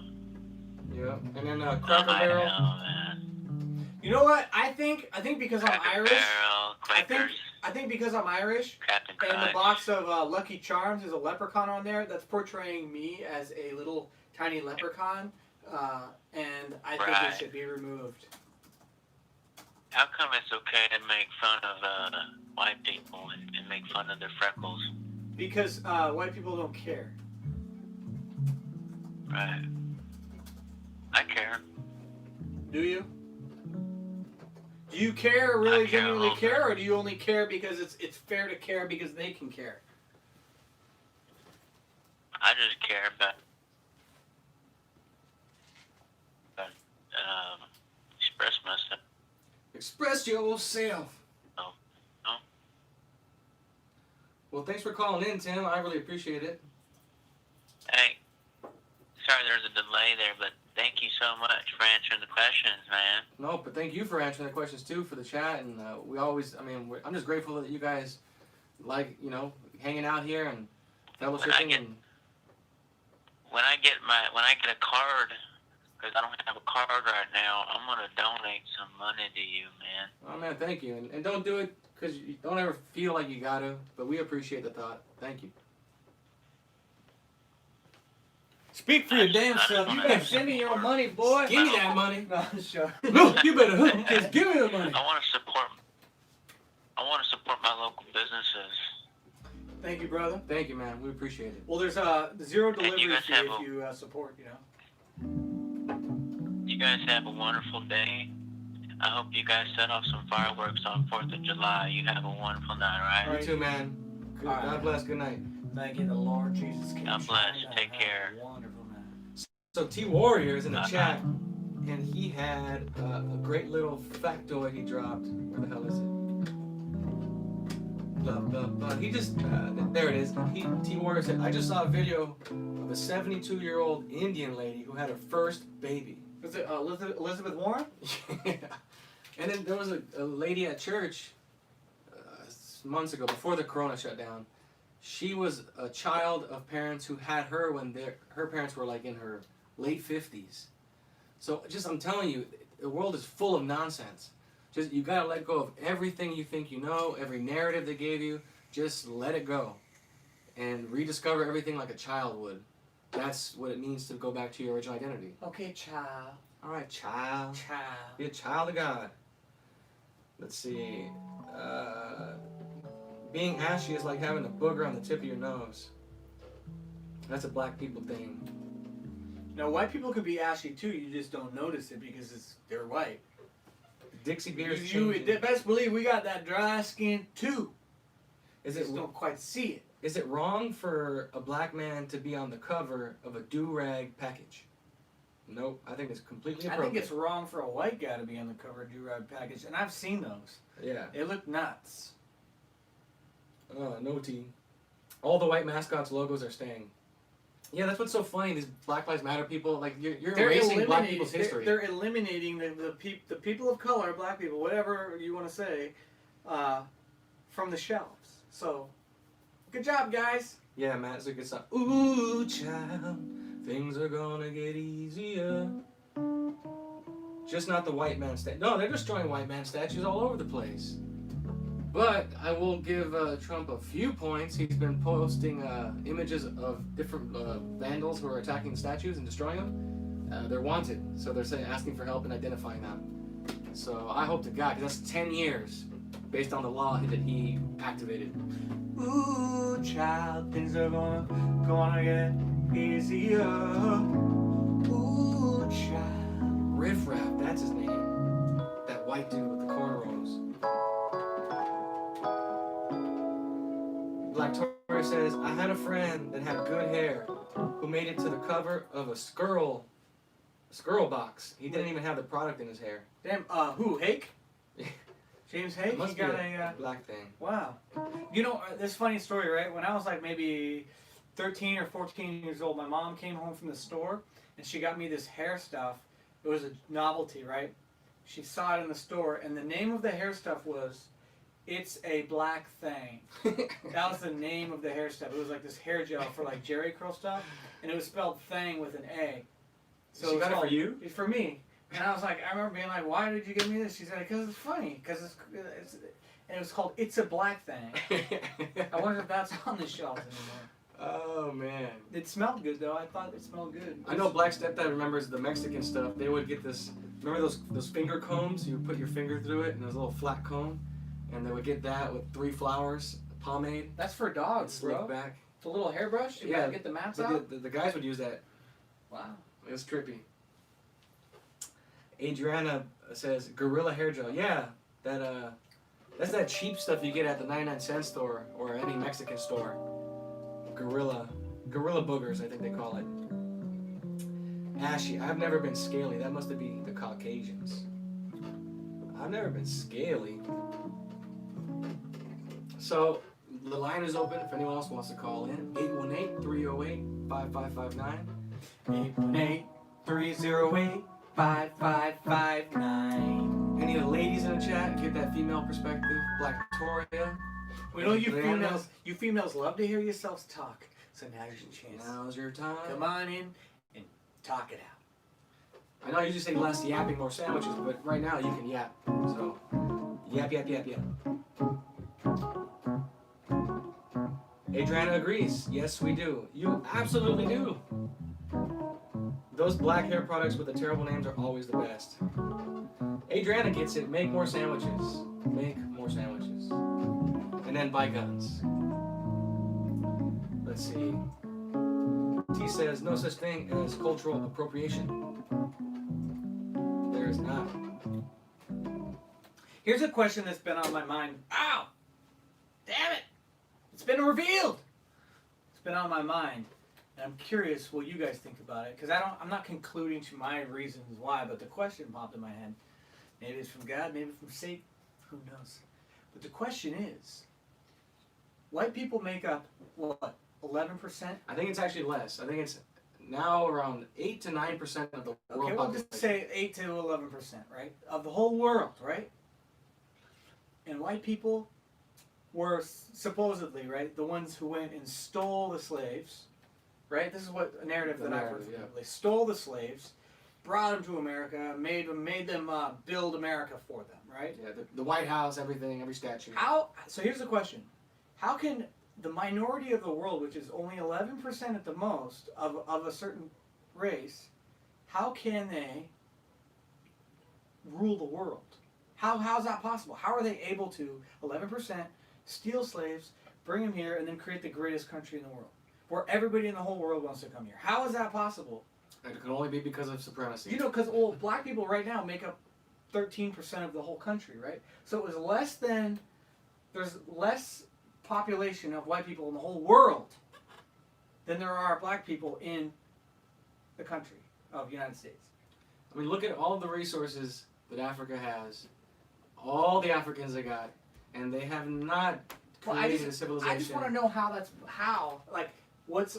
why? What's your reason why you think how 11% of the world overcame everybody else with the right way to have a country operate? Yeah, with the most equitable societies, the most forward-thinking, the greatest inventions. Well, and it's just simple, really. It's about freedom and God, right? Catherine Payne with an amazing super chat. Thank you, Catherine. That deserves a song. That he always uses me. That He's like, Well, yeah, that was go a ahead. deal. Sing, monkey. was a deal. Sing! He's like, that deserves a song. Go ahead, Trev. You got it. Thank you, Catherine, for the super chat. Thank you, Catherine. Thank you, Catherine. Thank It's you. a crappy song, I'm sorry, but you get what you pay for, huh? That's right. Adrian, I learned the other side of the history, the other side of the story of Hitler. Wow. Mind blown. But seriously, I would love to hear what you guys think of that. Yeah, so Because it's an call in. interesting thing that the minority of the whole world was able to do this, and why is that? That's right. Why? Because I didn't know my whole life that white people only made up 11% of the whole world. Like when I learned that, I was like, what? That's crazy. Because you know, when you grow up in America where the majority is white people, and this is where white people came and you know, made the country, you think that the world, there's a lot of white people out there, but there's not. The number one most popular name in the whole world is Muhammad. Not Mike. Yeah. Muhammad. It's not Kevin. You know, in my opinion, but I want to hear your answer too, so someone call in. Yeah, I want to hear. 818-5559. 830. Don't get cold feet. Or, as that your song goes, Popsicle Toes? It's not my song. Well, the one he told me about. Not his song he wrote. But yeah, I mean, it's just something unique to white cultures and European cultures in that part of the world. They have a great sense of organization. When they do organize, it is amazing, and they produce great architecture and functioning high-level societies. And people should think about that before you start trying to destroy it, because we're gonna end up looking like every other place. Maybe like Rhodesia. My whole life, I tithe, I give money to the homeless, and when they leave, they're super pumped. Yeah, can't help it, works. Do you moisturize your dome? Coconut oil. I have the cleanest scalp this side of Mississippi. Tea tree oil. Well, one of you suckers call in. Let's hear it. T Warrior, I know you got some history lessons. T Warrior, he black. I want to know what you think about that because it's interesting to me. Like, how can 11% ethnicity of the world go against the grain of what everyone else did and then create America? Yeah. How? Like, that seems very tricky. Skill says whites have the highest population of those with Western values. White is not supreme, Western values is, which makes it super easy for MSM to spin as racism. I agree to an extent, but Western values are part and parcel of white culture. You can't separate the two. It's not like they stumbled upon a thing called Western values, like, oh, hey, we'll run with this. It's something with the way they've organized, and and historically they organize very, very, very well. Whether it comes to armies, warfare, civil society, they do it pretty damn well.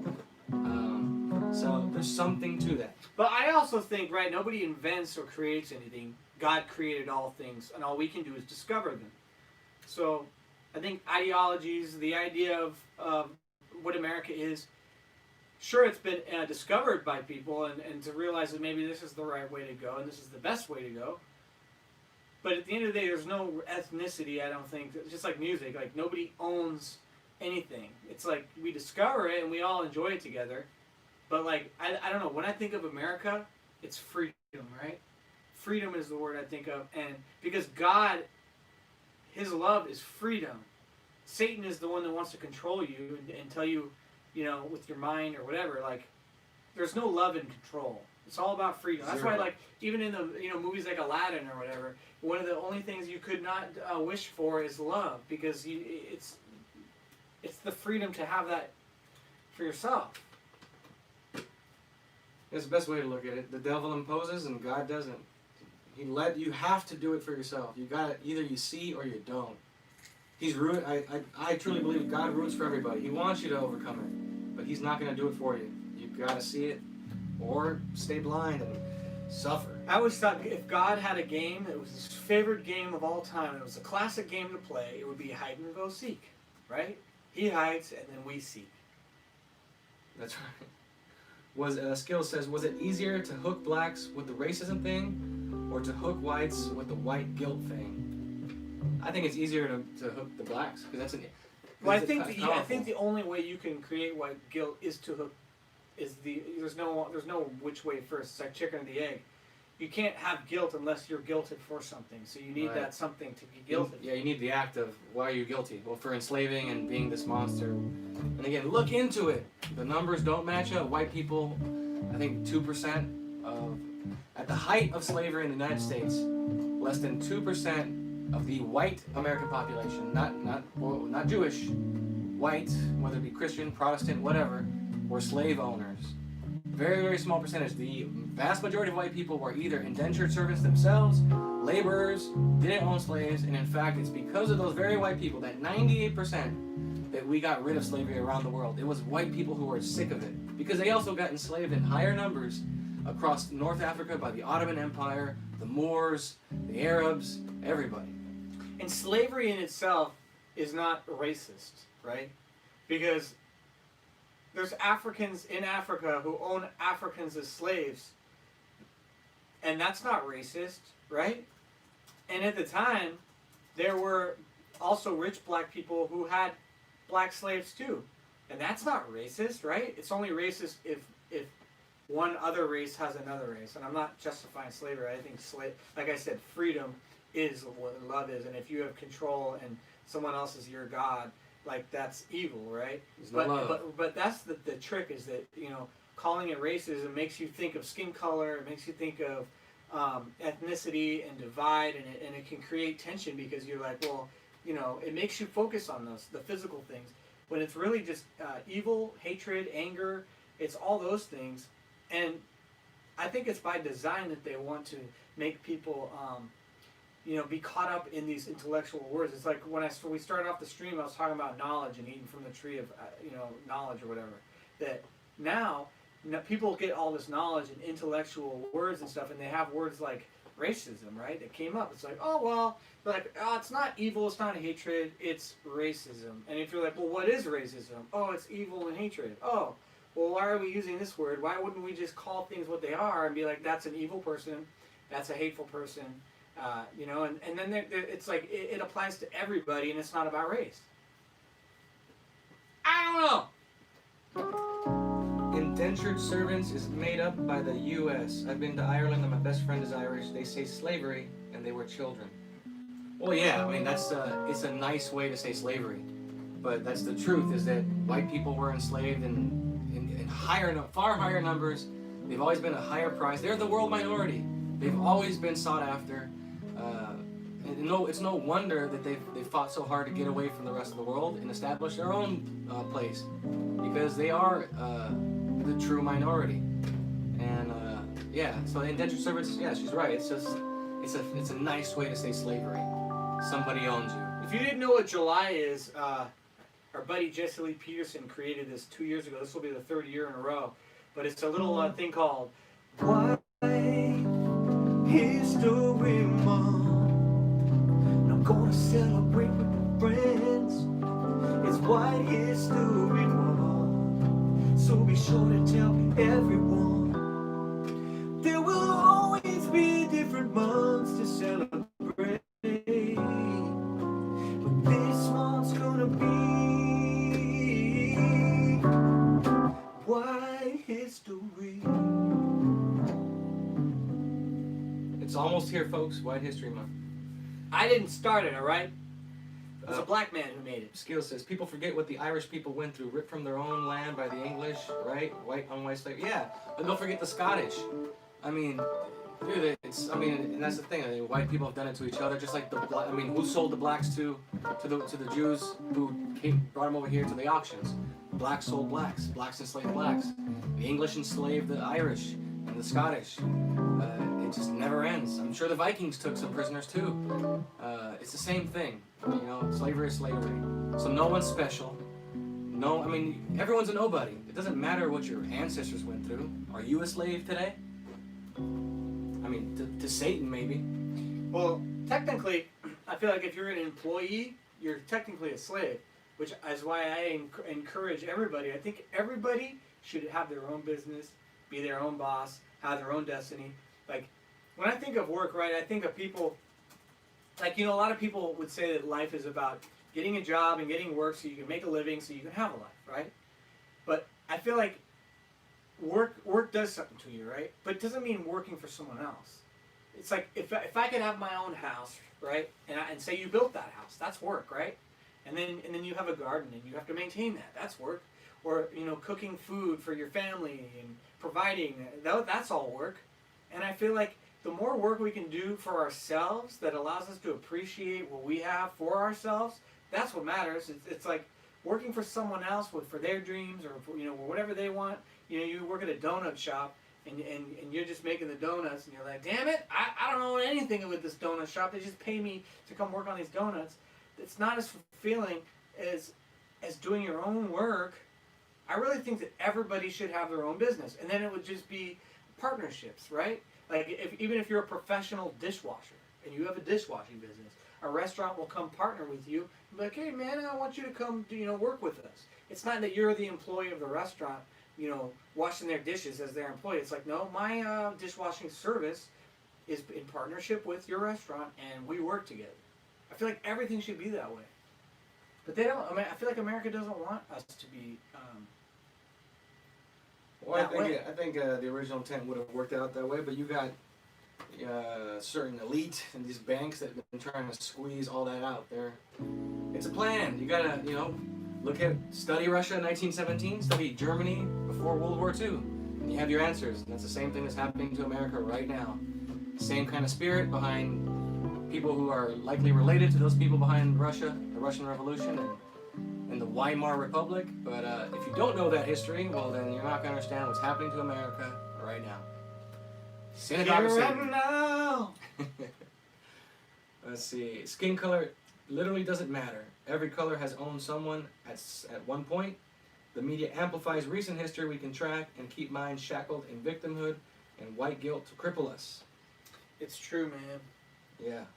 It's sad to me when there's people I love, and I love everybody. I don't hate anyone. But, there's people I'm close to or that I've known for a long time, and I see them falling for all this stuff. They're white or something, and then they're like, oh, I want to acknowledge my privilege, and they feel bad. They feel like it's fear. They feel like I better say this because I don't want people to hate me. I don't want people to think I'm racist. I want them to know, I want to rub their back, make them feel good. And it's like, it's pathetic. It's pathetic, man. It's we're all individuals and we should all be accountable for our own actions. I'm not going to apologize for my skin color. I'm not going to apologize for anything that I've done not done in my life or whatever happened a long time ago. Like, it has nothing to do with me, and I want to be accountable to myself in my own life, and I know that. So I'm not going to feel guilty or feel sorry for anything that I had nothing contributed to. It's just dealing with, between a couple of the female spirit thing, which is not the woman, because it's not her, it's the devil, it's that ego, but it's easy to describe as the female ego, but it's that spirit that works through all men, all women who are in a fallen state. It's the same spirit that makes these people think that they're victims and that you got to apologize. The second you try to defend yourself or explain or waste a single breath on them, you just got wrapped up with the devil. You just ignore it. Would you agree that privilege is a form of power? That if I have a privilege, right? Like say driving's a privilege, right? They say that driving is a privilege, right? If I can drive, but you can't, do I have power over you because I can drive? Nope. Why not? There's no power over anybody. But I can drive. Yeah. You can't. And it's something wrong with me. But I don't think it's because... No. There's anything's wrong with you. It's that I can drive. I have the privilege of driving because I went and got a license. Right, and I didn't. And you, but maybe for whatever reason, but driving is a privilege, right? I mean, that's what they say. Driving is not a right. No, it's not a right. So it's a privilege. It's something you earn, I guess, yeah. Okay, yeah, but being able to drive, so I have the privilege of driving. There's right no now. power. You get, but there is power in that. There's power in driving. There's more power in someone who could drive to Oregon in 12 hours than someone who wants to walk. Oh, I mean, I wouldn't call it power. I'd just say you're blessed. You did what you're supposed to do. I think that there is power, and that when people say that they're white, they have white privilege. They're saying that they have white power. Basically, is what they're saying, and that's racist. KKK had white power too. You know. But that's exactly going to make them say, "Well, see, you proved my point. It's a systemic racism." No. They're proving. They're acknowledging that they have white power. So every black guy who's driving a car is a white. Well, I'm using that as an analogy. But anybody who does drive, and it's a privilege. Everyone knows that it's a privilege to drive. But skin color, you're not born driving, right? It's a privilege because you go and you earn it. You get your license or whatever. And once you get that privilege and you earn it, and you have the power and ability to drive. But they're saying that being white is inherently a privilege to be that. Basically acknowledging, saying that it's better to be white. If I was white, if I wasn't born white, I'm not privileged. That's a burden for me. And that's what it looks like to me when I see white people saying, I have white privilege and I want to acknowledge it. It's like they're saying, I have white power and I want to acknowledge it. And I'm just like, dude, that sounds super racist. I just think it's silly. I don't even like using words. It is what it is. Like, but they're doing it in the name of non-racism, right? Right? They're saying that's like, like there's no equality in saying that this person's skin color is inherently privileged. Therefore, I'm cursed if I'm not that skin color. Yeah, what it implies, it's ridiculous. It's all illogical. It makes no sense because just like implying that blacks need to be advertised, black-owned businesses should be plastered across every platform implies that they can't do it themselves and they can't earn their own business. So we got to help the poor blacks out. The same thing with white privilege. It implies that there's a black burden. It looks the same way. Like that's how it looks to me when I see all these things. It's like a product should sell itself, right? A good product, right? I don't create music. I want to create music that is enjoyable, where someone hears it and they go, "Oh, that's cool. What is that? I want to hear it. I want to buy it." Right? You're not selling my story, even though that's what a lot of people do. Is they create a story to sell, and then secondary is the music. I want people to hear it and be like, "What song is that?" Because the product is good, and then they want it, right? That's the way everything should be. It's like, oh, you need chapstick? Why do you need chapstick? Because my lips hurt from the wind. Not because I feel like, of course there's situations where, you could do charity or something, but that's why it looks that way. It looks like a charity move. You know what I'm saying? I like what Matt said here. He said it better. Driving is a right because we have the right to travel. The state, again, they frame it like it's a privilege. That's because they make you jump through their hoops and they're controlling your access to a car. Truly, I got feet, I was given a brain, I should be able to drive a car and I shouldn't need the state, just like I shouldn't be paying a registration tax every year for that. But I get that that's the frame that, give Caesar what's Caesar's. That's the old, what's it called? The sovereign citizens. Sovereign citizens. Yeah, I those know, guys are nuts. But I'm using the driving thing I'm not, trying to debate whether driving is a privilege or not. What it is what a privilege, any kind of privilege is a form of power. That's my point. Right? Yeah.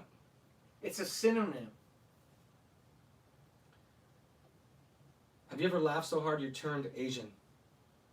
Caucasian. You gotta drive for yourself and others. People be in their own world while driving. Yeah, so I guess, yeah, don't wash Blackfeet. That's pathetic. I'll wash Blackfeet if it's my job, and if it's a progressive realization of a worthy ideal. If that's what I wanted to do, it was a business, and hey, I wash feet, whatever, and I get some Blackfeet and I wash them, I get paid for it. That's my choice. But I will not be forced to do anything out of guilt. I mean, I'm not washing anyone's feet. I'll never start that business. Then that's what you choose, right? Somebody might want the freedom to do that if that's the business they want to start. I encourage all businesses to be. Power has become seen as evil when actually power is good as well as a burden. It's not easy to have power or be at the head of a patriarchy. Yeah. It's just a responsibility. I mean, I just like to use less words. Tucson. We'll see if this Is this the same guy? Yeah, if it's Tim, we're going to have to go on to the next caller. To accept, press 1. To send a voicemail. Who's that? Tim again? Is this Tim again? Tim? Yeah. He's like, crap. She's like, damn it.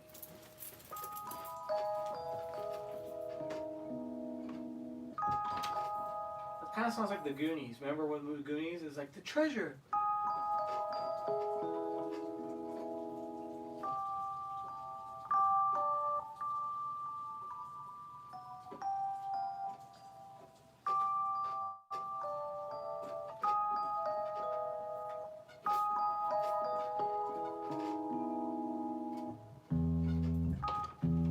Sounds like the Goonies. That's what I was saying. Yeah. This is One-Eyed Willie. Alright. Well, I guess we're going to wrap it up with that. That was a good little... Remember, guys, or when it's Christmas time and you have to, take care of your gifts, always wrap it up. Always wrap it up. Always wrap it up.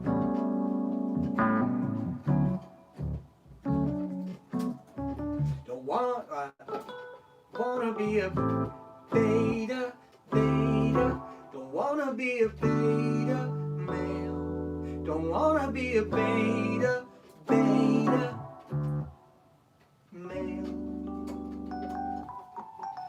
Alright. And closing thoughts for the night, this beautiful Sunday? Or for your question about the fear thing? Nobody answered. Nobody want to talk about the 11%. They're all scared. But see, if you're scared, there's no God in fear. You know. That's what I'll close with. I'll say that I realized that I had anger because I had fear, and because I was not free to be able to be who I really want to be myself, not be afraid to say what I want to say. Eliminating that anger, right? That if I have no hatred or anger in me, then all I have left is love. So, if all I have is love, then what do I have fear for? Because somebody else is going to think that I have anger or hatred? Like, you can't control anybody else, right? And there's no love in control. So, I'm not going to try to control the situation. If somebody wants to judge me and hate me, think something about me, that's out of my hands. That's their life. That's them, their suffering they're going to have to deal with in their own feelings. But having no hatred, no fear, no anger, you're able to be free because you don't have to second guess yourself. What people say about you doesn't define you. Fear's everything, man. Like I said, don't walk up to the edge of perfect peace and God's light just so you can stare at it and feel like you made it. Like you can't hide even a small thing behind your back thinking you're gonna get that and sneak it into the kingdom. You gotta let everything go. Stop caring about the world. Stop caring about labels. Whatever they call you a racist. Just embrace it. Joke back. I am racist. I don't care. It doesn't mean anything. You're damned if you do, damned if you don't. But that's if you care about the world. So who cares about the world? Turn away from the world. Oh, it's T-Warrior's birthday tomorrow. Oh, no way. Happy early birthday. Happy birthday to you. Happy birthday to you. Happy birthday, dear T-Warrior, T-Warrior. Happy birthday to you, T-Warrior alphabet. That's right. That sledgehammer swinging, construction worker, winning. Yeah, that sounds racist. You swing sledgehammers. Baby producing. Happily married. Alpha male. T-Warrior. Yeah, so don't have fear. God is not with you when you have fear. Never. Happy birthday, T. All right. Trevor's gonna take you out. Don't forget, yo. The name of the show is Pros and Cons. Pros and Cons. The world blames dad when it's really your mom.